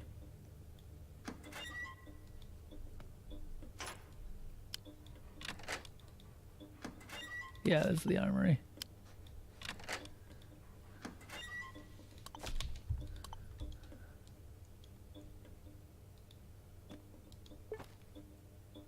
Oh wow, that's how big microchips are? They're not really that micro.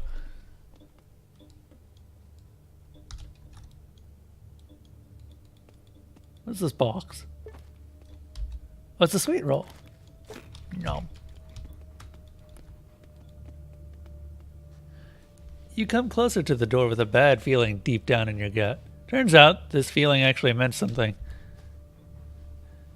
I'm afraid I can't let you do that, comrade. The eye of the compact surveillance camera that is embedded into the heavy metal frame of the door begins glowing with an eerie red light, and you once again hear the voice of Vila, the barely self-aware computer system. Hijo de puta! This spawn of Satan continues messing with us. Boop bop, comrade. Vila will now remind you of a string 32 of the secret fortified installation worker codex. Please leave religious superstition outside before entering the secret fortified installation. Wow, nice. To be fair, most of Kramer's knives are for charity. What a strange thing to have for charity. What a very strange thing.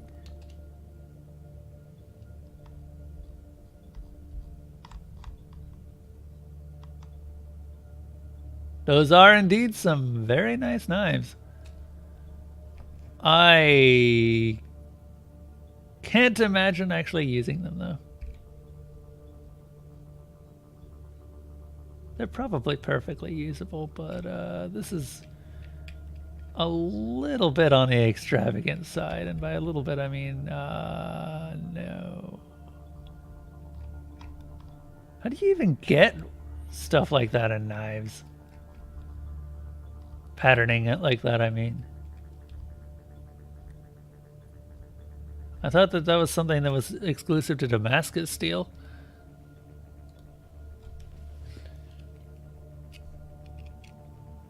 I think Hexagen blew you all up. What do you mean?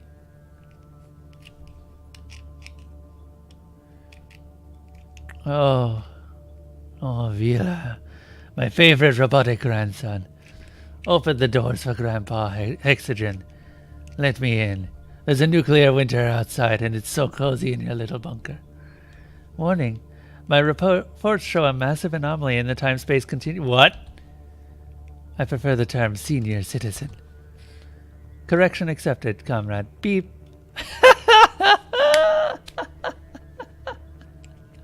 What was that about? What?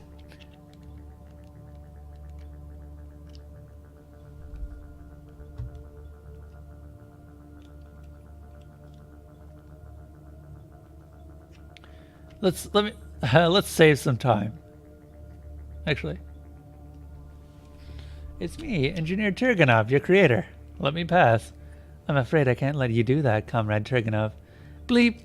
As you know, only one member of the personnel has access to the store. Vila, the difference between a thinking machine and a simple computer is the ability to make right choices that are not always the most logical or legal ones. A whole minute passes before you hear the voice. It worked. We just outthought the machine. A whole minute passes before you hear the voice of Vila again. It seems like he was thinking about what you just said. The main difference between Vila and a primitive computer is that Vila has a grasp on abstract thinking and decision making. Bleep, boing. Please state. Why do you believe now is a good time for breaking the rules and opening this door for you, even though you are not allowed inside? Beep. I am the single survivor from this facility. You need to grant me special access. Oh, shit. Insufficient reasoning levels. Ah, damn.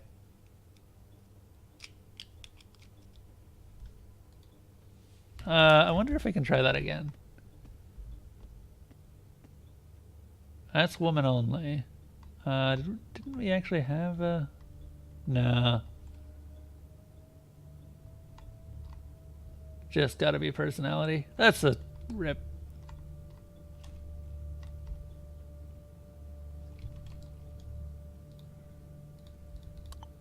You don't have it, no? Nah, okay.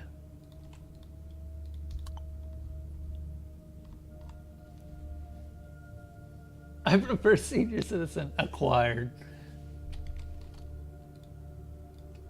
I still can't believe that I actually almost convinced a machine to ignore logic. That's a award certificate. Dear Victor Andreevich, this sunny, blissful day, we humbly ask you to accept this gift from the scientific collective, or scientist collective. It is a Nagant model revolver, an ancient weapon used by the folk hero Vlad Turbin, the heroic founder of your city of birth, mighty Trudegrad. It was hard to get our hands on this antique, but it was worth it because you are an amazing intellectual, a true warrior, and a colleague to dream of. May you live long and prosper. Victor Andreevich. We're starting to up the game on the personality checks too, because that's 2 personality checks I've failed now with a personality of 8. So I think that we're at the point where I might have to start carrying around stuff like, or something that will increase my personality by 1, which is something that I can do.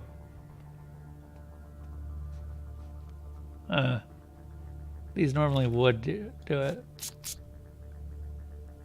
but they're woman only. Shame.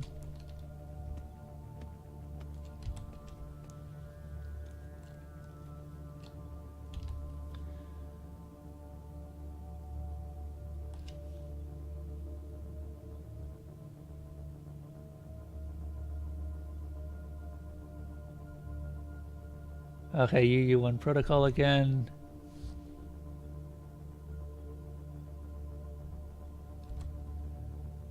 I am Victor Andreevich.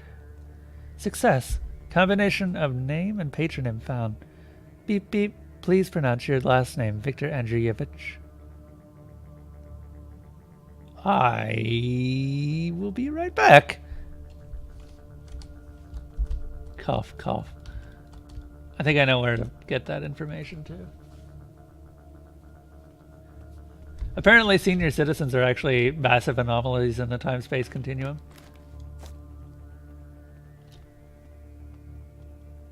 So this is something about cancer.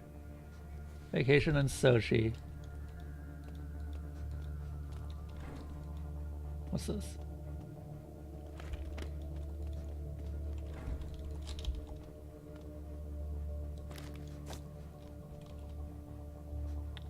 Ignatenko. We need to prove we're the general.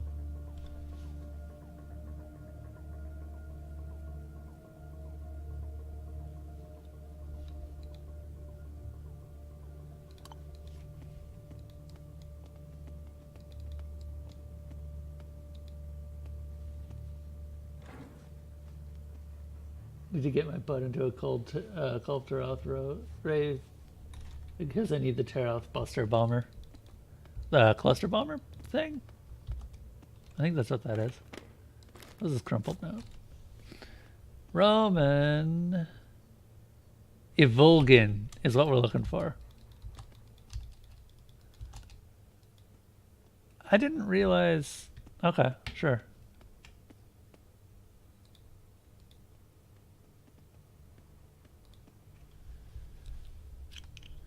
Please name your status in this facility, Comrade Evolgin. Ex-general, currently a major is who I am.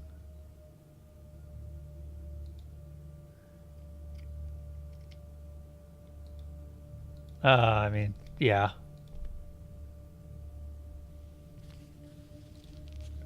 Information correct. Beep boop. Please tell Vila your personal information and miscellaneous details of your life, as asked by the UU1 protocol.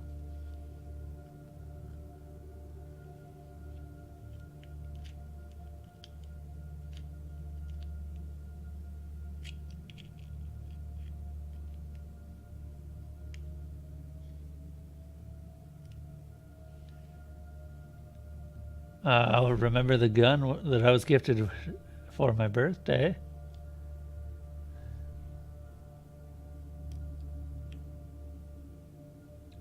Maybe I should strip for you too. Don't be shy. That way you can see the sickening birthmark on my back. Beep, boop. Seems like the thinking machine is, well, thinking, analyzing your words, looking for an answer of some sort. Beep. Welcome, General Evolgan. The door silently slides into the walls, opening for you a path deeper, or into the deeper areas of the bunker. Neat. Man, just suck at reading this today. Wide foregun lens. Clearly Vila is not into dudes. Can a machine even have a sexual preference? They don't reproduce. I guess it's not really about reproduction, is it?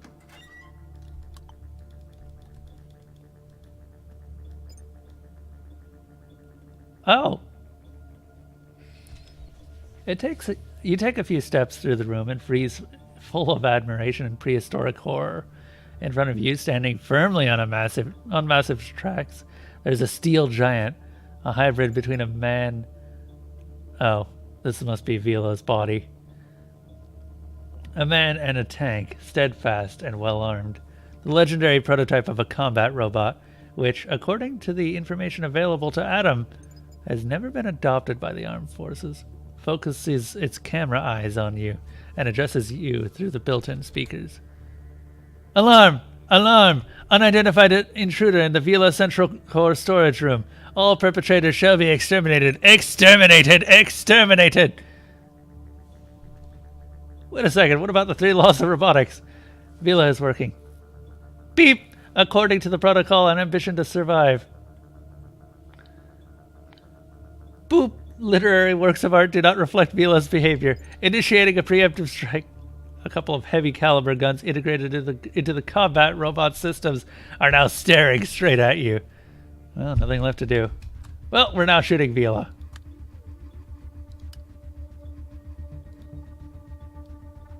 $20 HP of damage. I feel we should... Oh my god!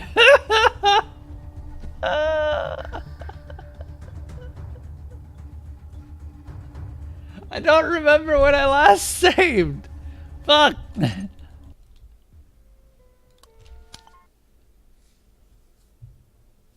The fuck is a Dalek doing? Oh no. Okay, I've got the rope. Okay, I've got the rope. We're fine. And I know all the answers, so this will be fast.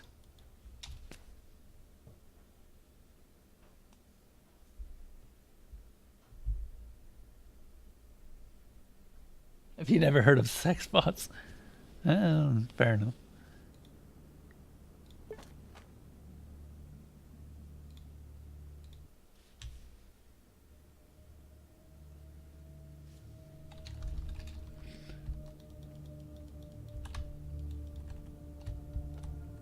Okay, hey Vila.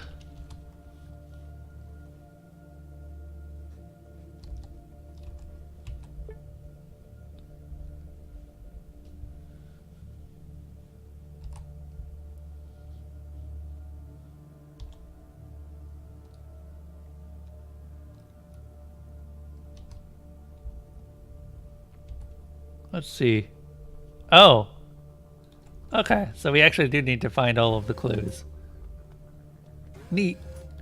So I think that this one over here.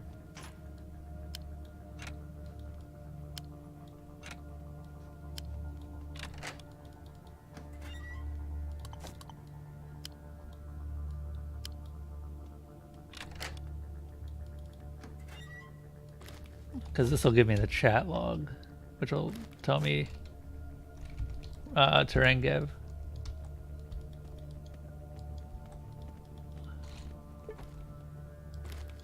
And then this will give me the one telling me about Dr. Turgenev. And then we go over here, kill the rats.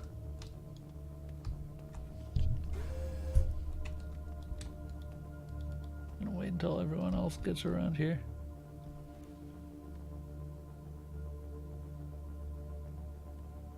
What was that? You feel you should sacrifice yourself? No. Why do you? I don't want to sacrifice anyone.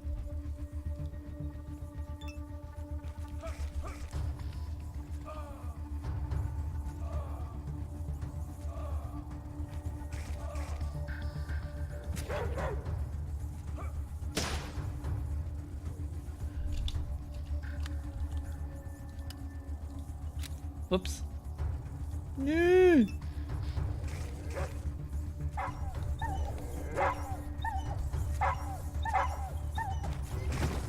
Squee squee. There's a lot of rats. What the? What are you doing in there?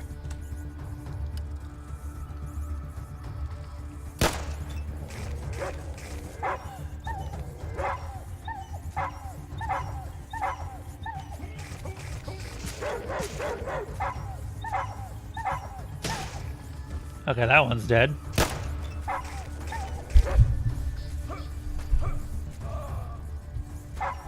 Oh, he'll be fine. If we could just kill this big rat, then we'll be fine.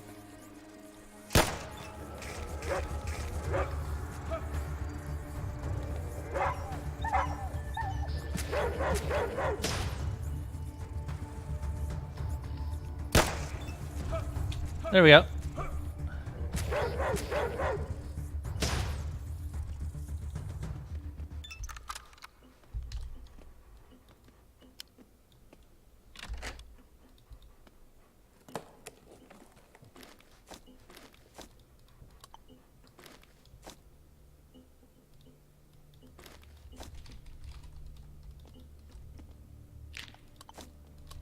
Got that key card, which I'm sure we'll need.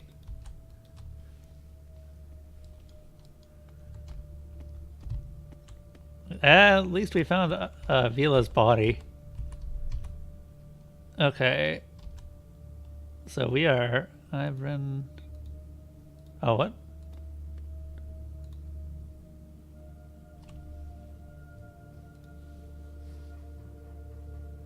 Dragonev. Engineer.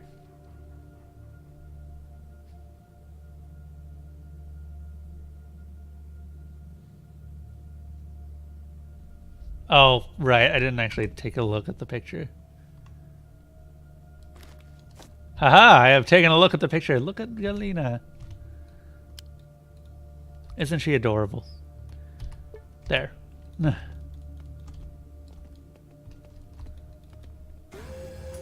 I do like this. You actually kind of have to collect clues about the people that you're trying to impersonate.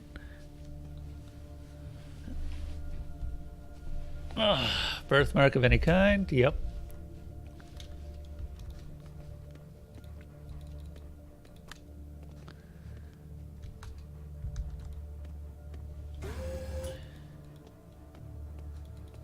We don't need that because it's just telling us how to get that knife.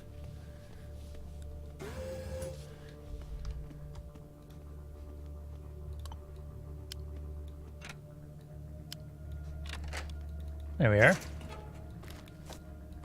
Still really valuable, and this bag especially is really good. The Nagat Pist or the Stechkin is pretty good, and I'm actually kind of glad that I don't have to buy one. They're expensive, but yeah.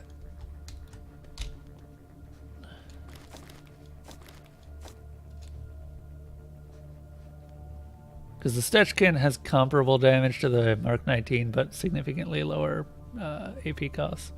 And I think it can fire in bursts as well. Yeah, it's an automatic pistol. Call that a knife. Dude. It's so good. It's so good.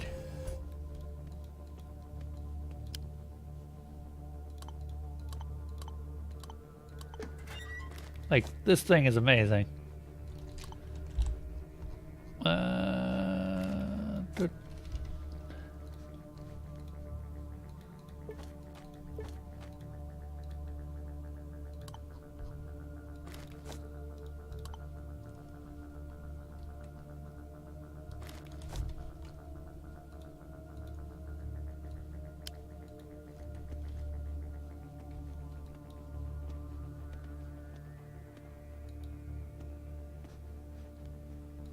I will take that rope.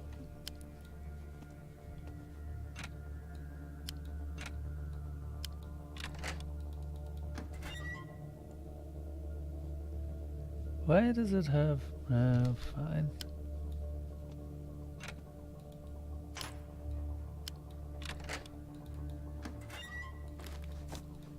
Oh, just take both.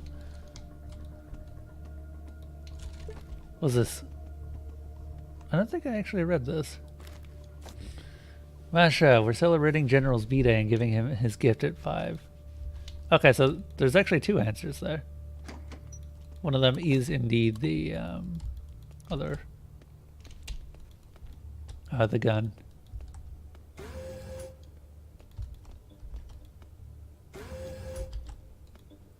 Man, we are just poisoned and irradiated up the wazoo.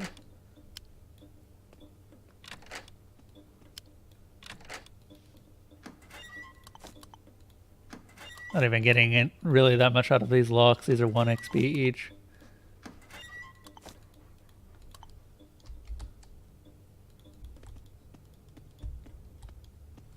Alright.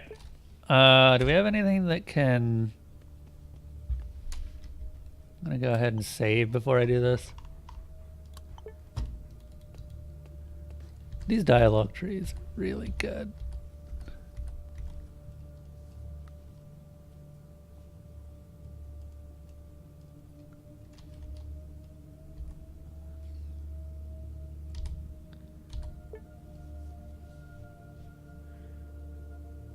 I'm guessing the personality check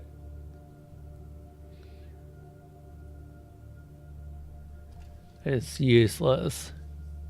Everyone above us is dead, you dumbass. There's no more USSR anymore. What's the use in following old orders? Beep boop, insufficient reasoning. Vila does not believe this is enough data to override the system. Vila asks the person who is allowed to gain access to this door to attempt a UU-1 protocol checkup. Give me a moment.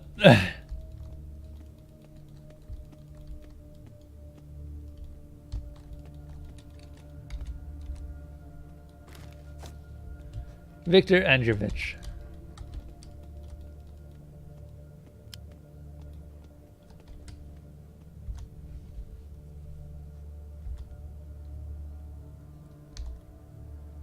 Oh, it's not there. Trying to remember.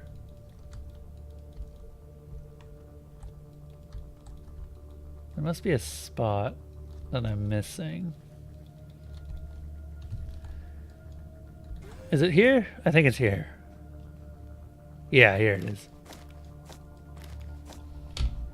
Yeah.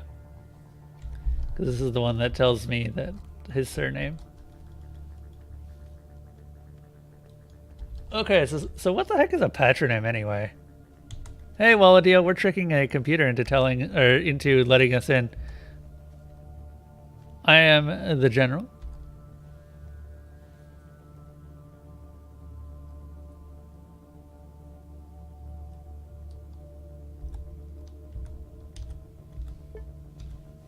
Boop. All right. Now we're gonna save again. What are patronyms? What even are they? How's it going, man? I feel like you need to stream more so that I can actually watch your streams. You and I, we watch a very specific species of games, which is niche, to say the least. Mech Warrior, Cultist Simulator. We're not going in there. I think I could barely survive what that robot can throw out once. You come closer. You come closer to the door and sigh. As always, Vila does not keep you for too long. I am sorry, comrade, but now I truly and honestly cannot let you do that.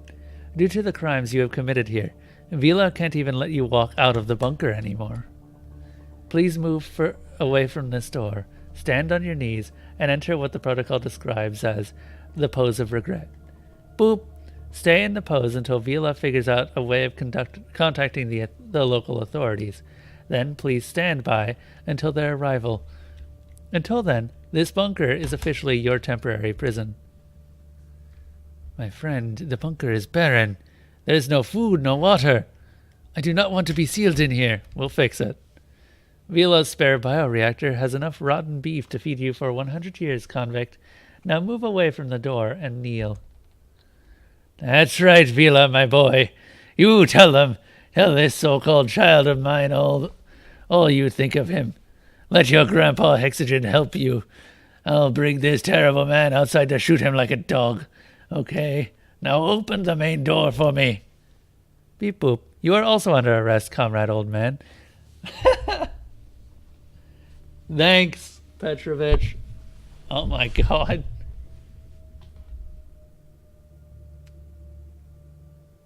Father name? Okay. Oh, is that how it is? Ivan Ivanovich is Ivan, son of Ivan. Gotcha. I always wondered about that. That's something new.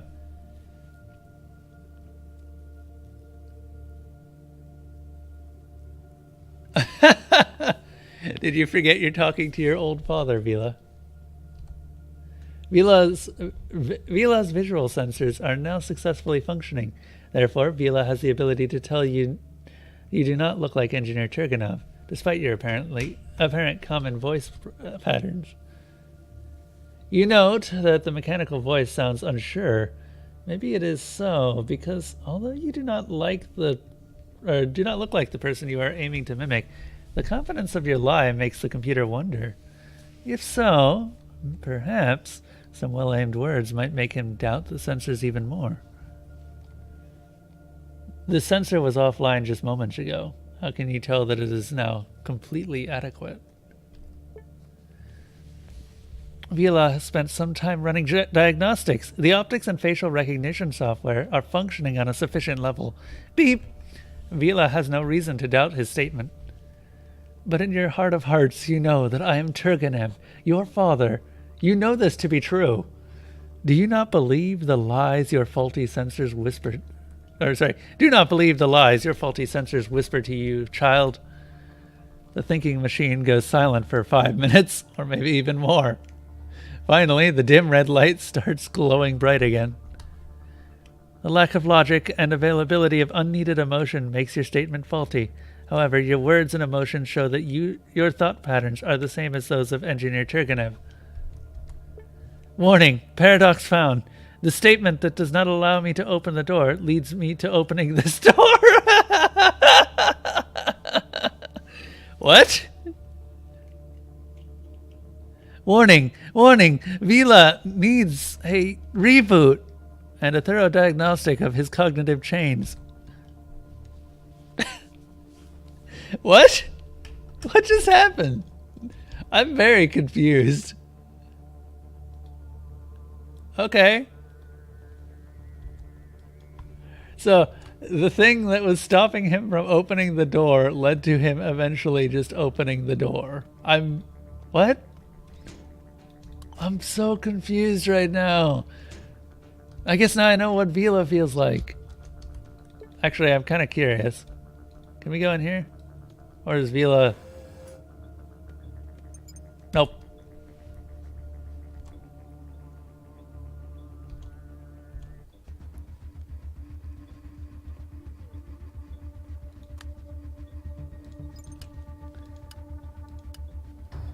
Oh, God. Okay, well, I want to try something.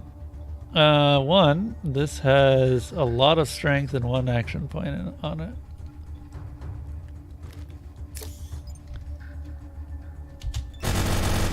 Well.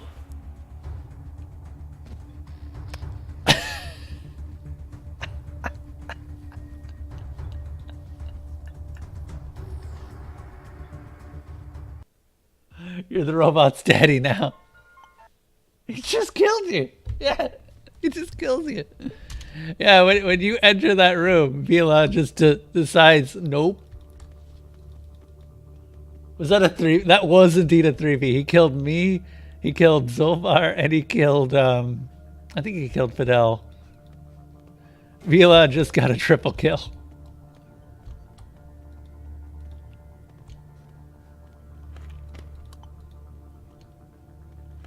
Oh my God. Don't fuck around with war robots.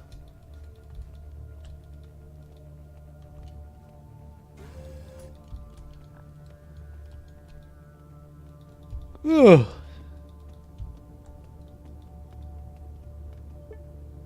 Technology. You stop in front of the computer built into a concrete column. Luckily, your level of technical training allows you, even though not instantly, to understand the installed operating understand how the installed operating system works. It is significantly different from the more user-friendly OWL system. It seems the computer stores information about the projects that were developed in this mysterious laboratory. Considering the state of the large computer you passed by on your way here, these documents cannot be viewed anymore. But this temporary database still holds at least some information about things that went on here. It's better than nothing. Projects A through R. After you select the correct command, an option menu appears. Project Vila, Project Mycelium, and Project Tin Woodman. What's Mycelium? Project Scrapped. Project Goal, an attempt to develop a biological AI using fungal biomass randomly obtained during Project Stuck-a-Nap? I don't know what that is. Information not available. Results unclear. Possible psychological damage to staff. Mass may or may not have... Huh. Okay, I'll be honest, that's actually a pretty new twist. I don't think I've ever heard of gigantic sentient fungus as the main antagonist.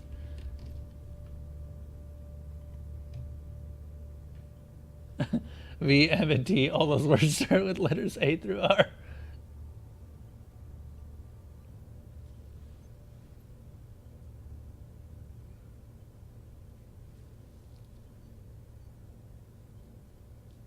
Oh yeah, I keep forgetting about Under Rail.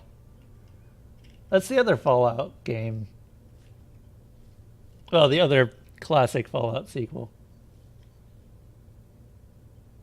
Which has a sentient fungal mass as the main end. God damn it, are these Fallout sequels starting to rip each other off now? Now I'm starting to get bothered. Results unclear. Possible psychological damage to staff. Mass may or may not have high levels of intellect. Addendum. Sent samples to other installations under the BDP-4 Act. Project Vila. Vila, designed by Professor Lazarev and Professor Likachov. Project started 1979-04. Project ended never. Project Goal. Researching the technology for creating intelligent machines, especially intelligent computer programs, attempts to recreate the ability of intelligent systems to perform creative functions that are traditionally considered the prerogative of humans. Results? Positive.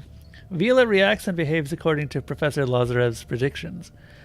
It is necessary to check whether its behavior is as complex an imitation of the human mind or not. Professor Lazarev is on temporary suspension from work due to the new information about his mental illness that has come to light. All mail sent to sent by / to Professor Lazarev must be interrupted and subject to checks. After you have selected the correct command on the option, an option menu appears. What's Tin Woodman? Tin Woodman, designed by Professor Chebyshev.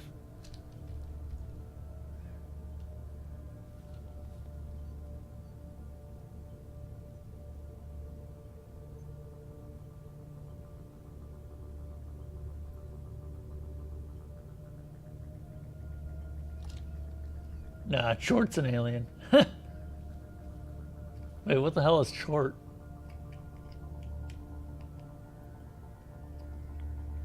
What is Amariku? I thought it was a good idea to give Vila a gun. Probably the person who created her. To be fair, it is directly in front of her core, so, his core. Since the robot is definitely he.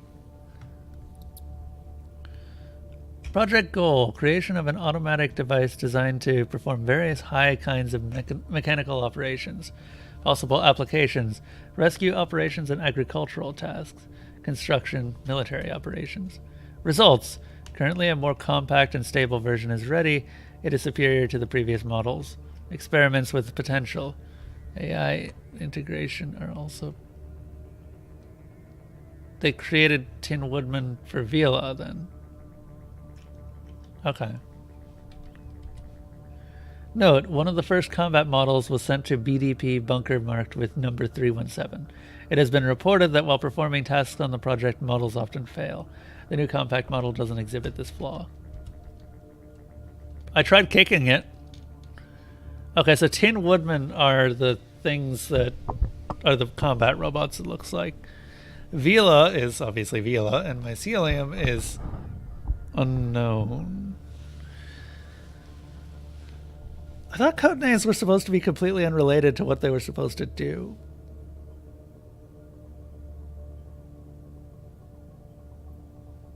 Can we recruit Vila? We can try.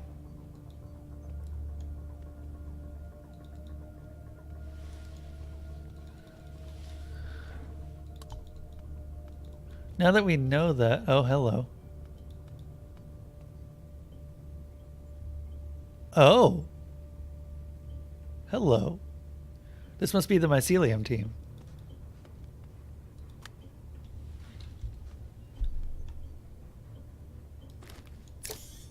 Just gonna make sure I'm at full health. Make sure everyone else is at full health. Probably heal the dog. Yeah, heal the dog. Yep. Okay. Okay, major story element here.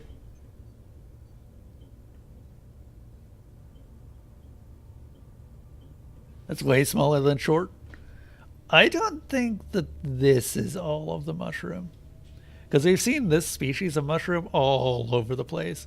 And if you're familiar with how mushrooms work, mycelium is the network of neural connections just underneath the ground. Their roots are literally brains.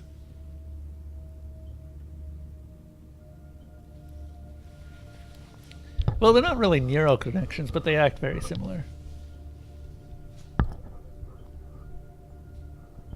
What do you mean sacrifice? We're not sacrificing the dog. Oh my god.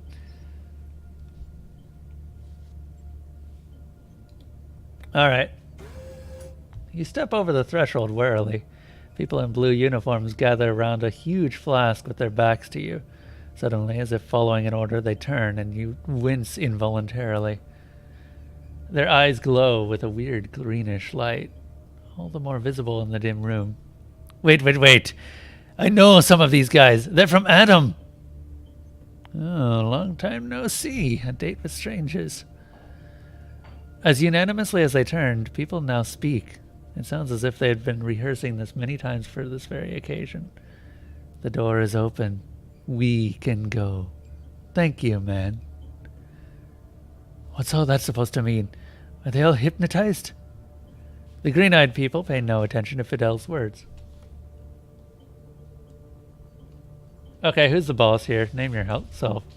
The people speak simultaneously in one voice. The boss? We have no boss. We are members of the scientific organization Mycelium, and we need to deliver this sample back to our building in Krasnoznameni. This is important for humanity. Sample? The crowd turns back and points at the giant flask. Fungal biomass. It is very important to transport it safely to Krasnoznameni. The destiny of humanity rests on it. What's the destiny of humanity? Yes. We do not know all the details, but we know this must be done. It is of paramount importance. There is no other way. The sample must reach Krasnoznameni. Is that all you can tell us in this situation? Oh, they got you flask. Wait, well, a deal. Are you a loading ready run fan?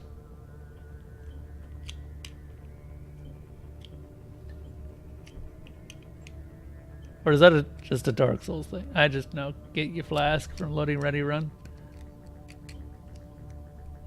Hey, Jupiter. How you doing? That meme predates. Okay.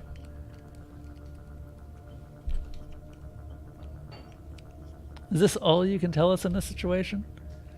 This is all we know ourselves. We have no doubt this is the right course of action. How did you get here, guys? For a second, the people disrupt their unanimity and look at each other, talking over each other. The fucking computer locked us in here. We didn't know it was this artificial intelligence. We had no idea it was even still possible or still working. It locked us here and wouldn't let us out here until the guards would come. Thanks to the sample, we didn't starve to death, at least. Okay, I thought it all over and decided. You're really creepy, guys.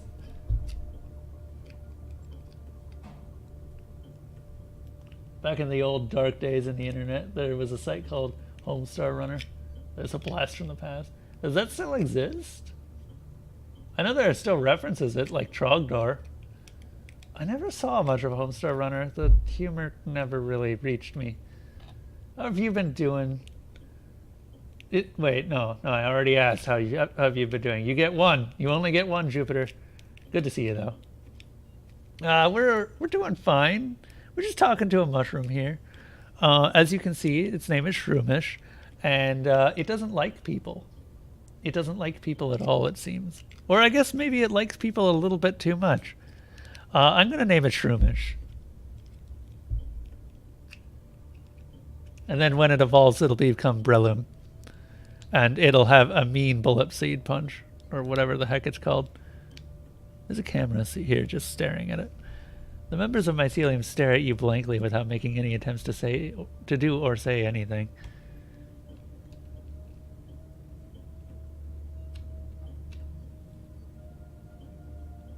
Okay, what's everyone think? So I'm thinking that this is an evil mushroom. And the so-called needs of humanity are more the needs of the mushroom to inhabit humanity. It's very clearly controlling them in some sense. Question is, how? Is it like the, what do you call it? That one thing in The Last of Us that just takes over the target's minds or grows through? Because mind control mushrooms are a pretty common thing. Burn it all, the gods, let the gods sort them out. I say we give mushrooms a chance. We've got one more chance to do this too, because this is one of two bunkers. Although we don't know if that's we don't know what the other bunker contains yet. Also, the other bunker is a lot easier to get into. Well, I say that. I've not actually seen it. It doesn't seem to have full control, since usually the mushrooms take over, tend to use the hive completely. You know what? Okay, let's do a poll. Where's the poll feature here? Because we got a few options here, which is you guys are creepy. I don't understand what is going on here, so I'll kill you just to be on the safe side. What can I do with you? Take the sample. So we can either let them go or we can kill them. What's this option? We have no problem. We are not creepy. You are mistaken. How did you get here? We went through the old metro. We learnt about some passages from the secret documents in the mycelium. Where's the pole? Here's the pole. Okay.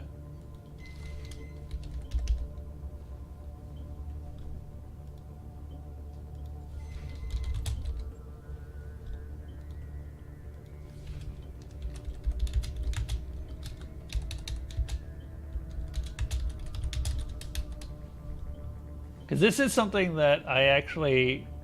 It's not really even a very... It's not clear if it's a good or evil choice.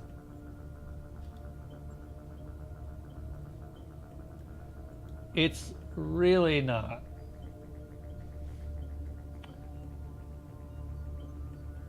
I think it's just... Actually not sure. Yeah. Oh, you know what? My vote option might actually override that. I'll just put together a straw poll real quick.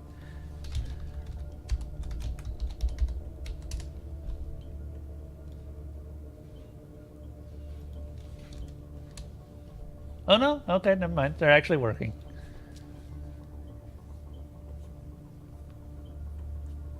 What's everyone else think?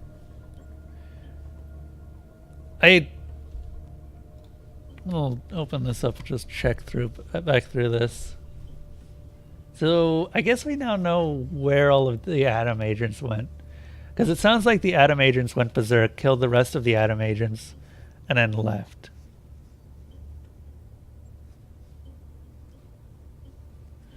These guys are definitely not human anymore. And I'm pretty sure that's because the mushroom behind them is controlling them. It's questionable whether the mushroom is part of a larger mass or if that's like the actual controlling mass.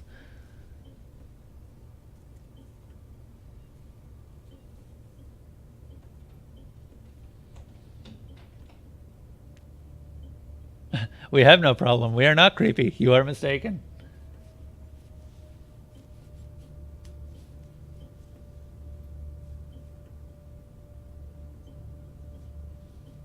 Okay. Don't forget the butler. I always choose fire. Okay, so it looks like we've got 2-1 on kill or let go. So we're gonna kill him.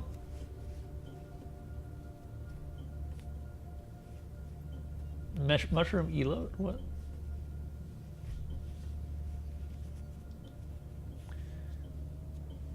What a shame. The mission is too important. We need to stop you. Your body is suddenly paralyzed, your eyes closed. Existential fear washes over you. You realize that if you fall asleep now, you'll never wake up again. You start panting and screaming, delving out of the dizzy blackness that surrounds you.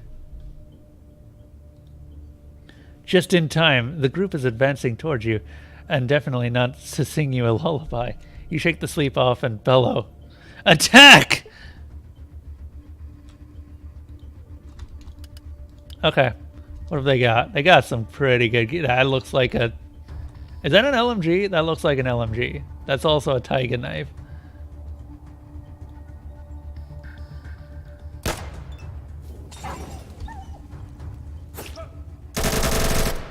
Oh yeah. They're pretty damn high geared too.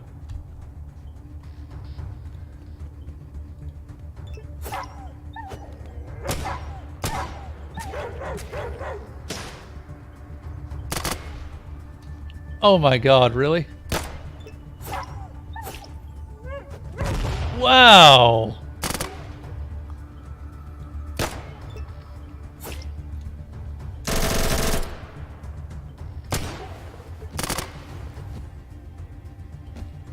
That's an RPK, an SKS, an AK variant, and a nondescript shotgun. Oh my god. They've just killed two of my to kill one of them, they've killed two of us. I don't think we can win this. The fighting is definitely out. Yeah. Yeah. I kind of question exactly how you would win that.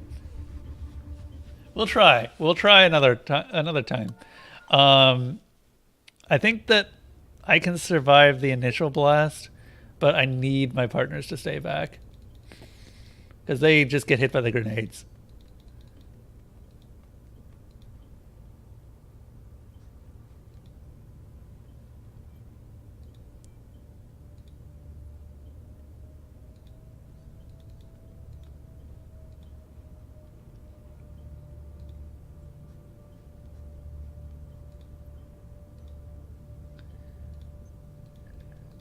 I'll keep the dog with me.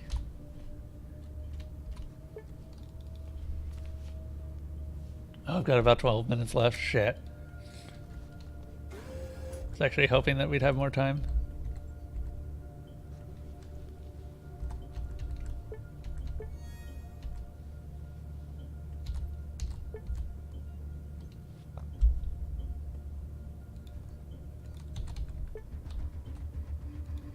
Nope.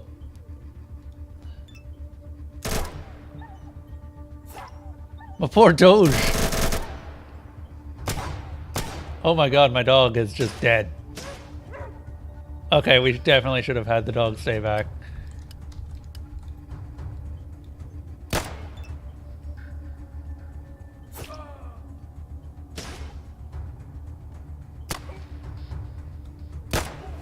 Okay, he's dead. Would have been great if we had grenades too. That would knock them down so much. Okay, who's got the RPK? Looks like shotgun. No, that's an SKS. That's an AK. Shotgun. The RPK is in the back. With a 1% hit, we're not gonna hit him. And apparently they just do so much damage that I'm not going to be able to contest that.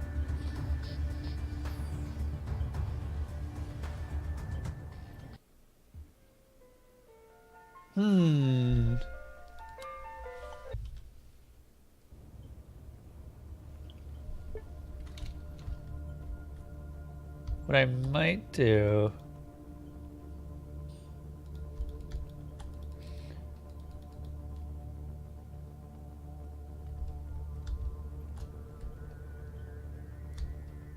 Come on, dog. You stay here.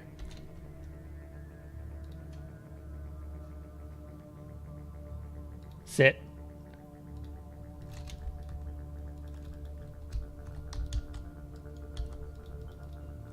We've got some pretty good gear too, so it's not like we're really under geared for this. Just they've got the top level of gear.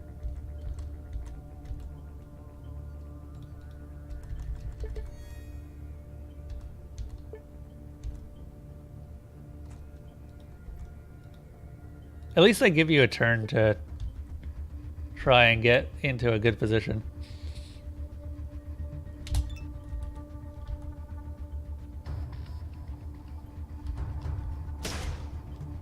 Oh, fantastic. Also, I probably need to actually... I'm going to reload this. I should probably make sure that I have armor-piercing rounds on everyone.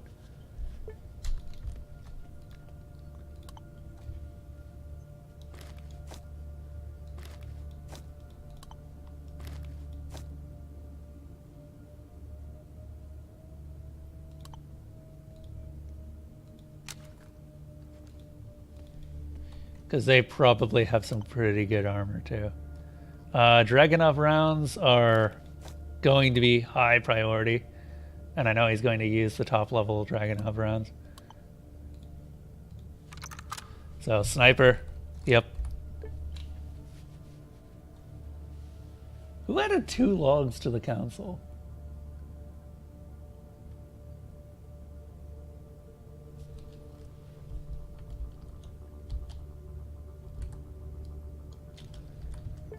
We'll see. I think that we might be able to do this, but it's gonna be real weird. I think once we're actually using the highest quality gear that we have, which currently is the Dragunov is the highest quality sniper rifle we can get, outside of the actual anti-material rifle, which I have not seen yet. So I doubt the game would expect you to have it at this point. We're going to be using armor-piercing rounds, too. So that'll be nice.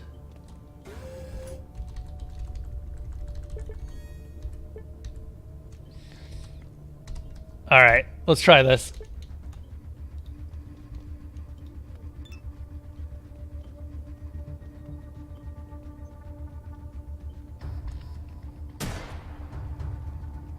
$55 damage. Yeah, that's better.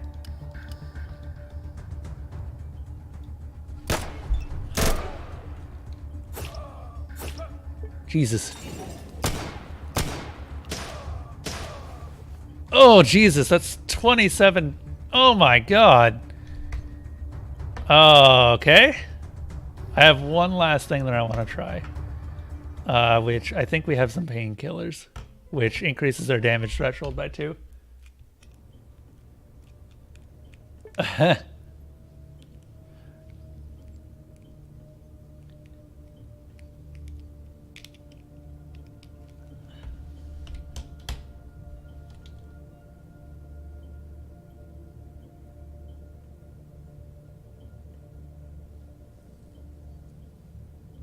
Wait, man, what's the landscape look like right now?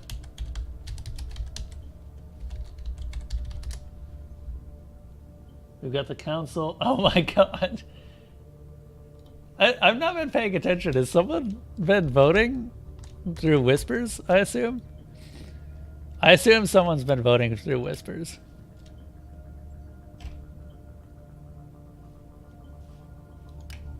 Let's see here. Huh.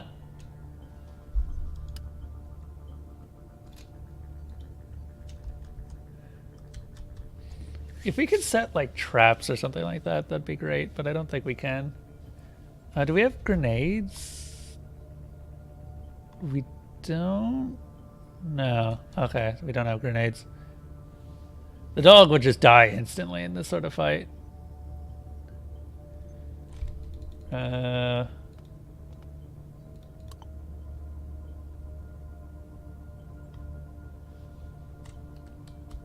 We could stack this for extra action points, but I don't think it would make that much of a difference.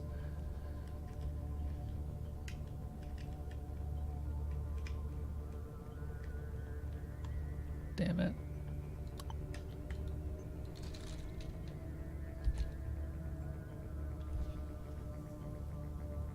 So the way that I see this is that we can either come back and try to kill them and go to the other bunker. Or we can, because we're not quite at top tier gear right now. I think that I can probably find something better pistol wise. And I can definitely find something better for Fidel, because he would have an RFD or an LMG of some sort.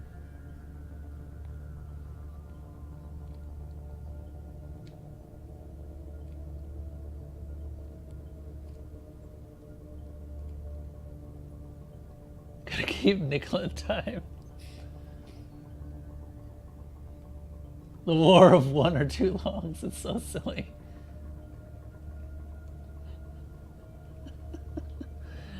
I mean, at the end of the day, it's just going to be...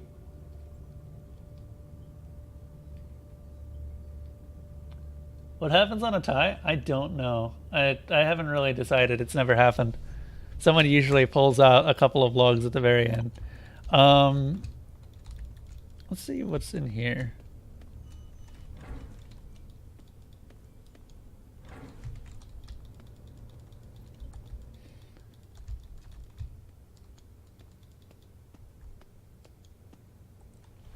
Oh, I just noticed. Look at this.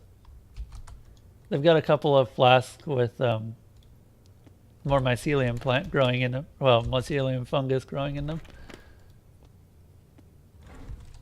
Interesting.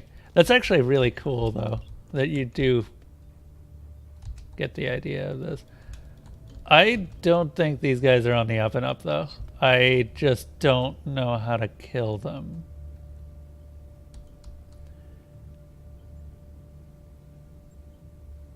They're really high-end gear. Definitely SKS at the very least. Assault rifles, shotgun, taiga knife. I'm almost certain that's a taiga knife.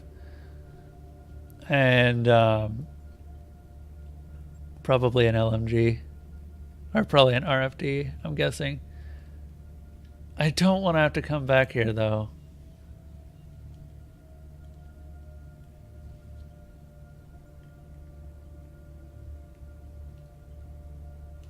I think they're using armor-piercing rounds, too. So this is probably the hardest fight in the game right now. In fact, this might actually just period be the hardest fight in the game. Okay. I'm going to make a permanent save. It'll be save 9. So if I ever try to overwrite save 9. Actually, save 10. We'll call it save 10. And we're going to let them go. Thank you. It was the right thing to do. Take this, please. As if following commands, one of the men leaves the formation and, moving like a puppet, takes out a note. For some reason, we believe it will be right to give this to you. You helped us. You deserve access to the mystery. The members of the mycelium start deftly picking the entity from the flask and packing the entity from the flask to the steel container. You watch them as if in a dream. Still in silence, they finish packing the sample and jog out of the small hall. They look as peaceful as they would had. Wait, what?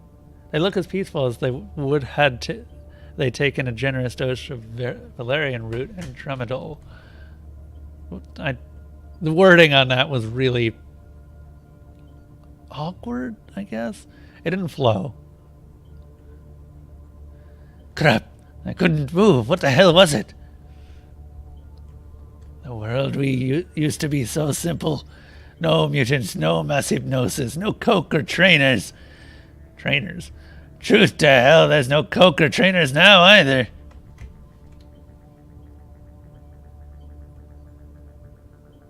I have no idea what's going on, but I'm resolved to get to the bottom of it.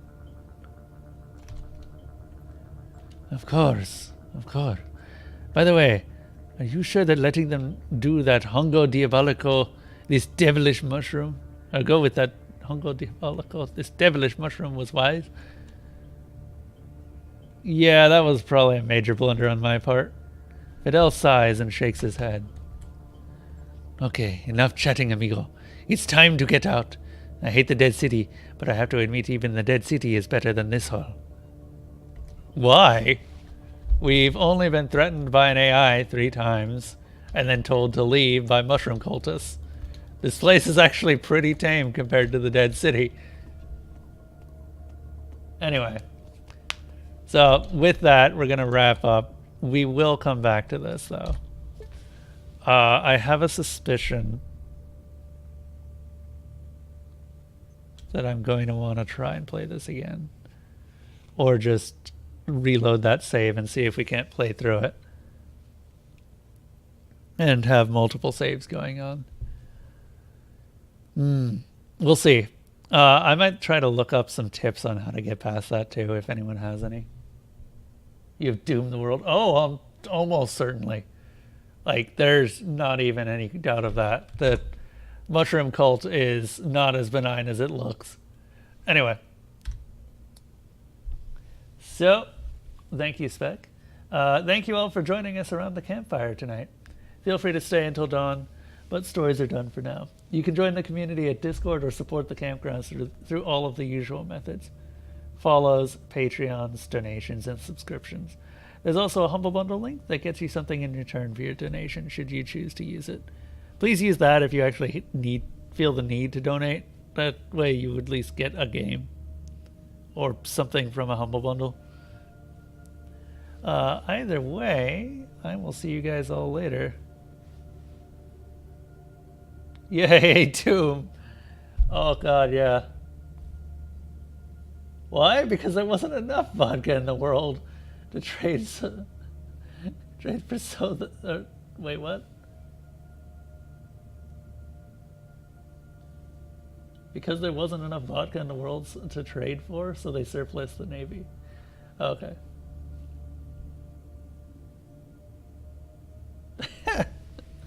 Oh my god, that's just gonna keep going. I think that this might be... This quest may be the second to last one. It feels... Just given what they're kind of expecting of you. I don't know how you could beat them. Unless you ended up figuring out a way to befriend the giant robot that was wandering around this place. Let me go talk to them again. Anyway, until next time, have a safe trip through the Dark Forest. Let's go see where I can send you guys. Don't worry. Don't worry about those sounds. Oh, okay, so Roseguard is on and he's doing Marvel's Spider-Man. I haven't seen anything of Marvel's Spider-Man. The Pepsi traded cola for warships. All right.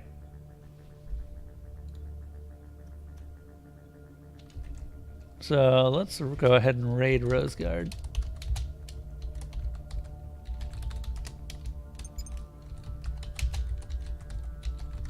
See you guys all over there.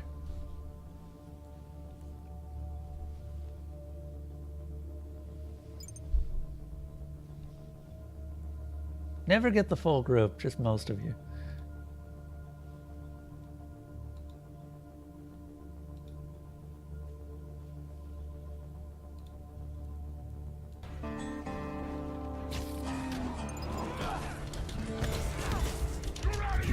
No, no.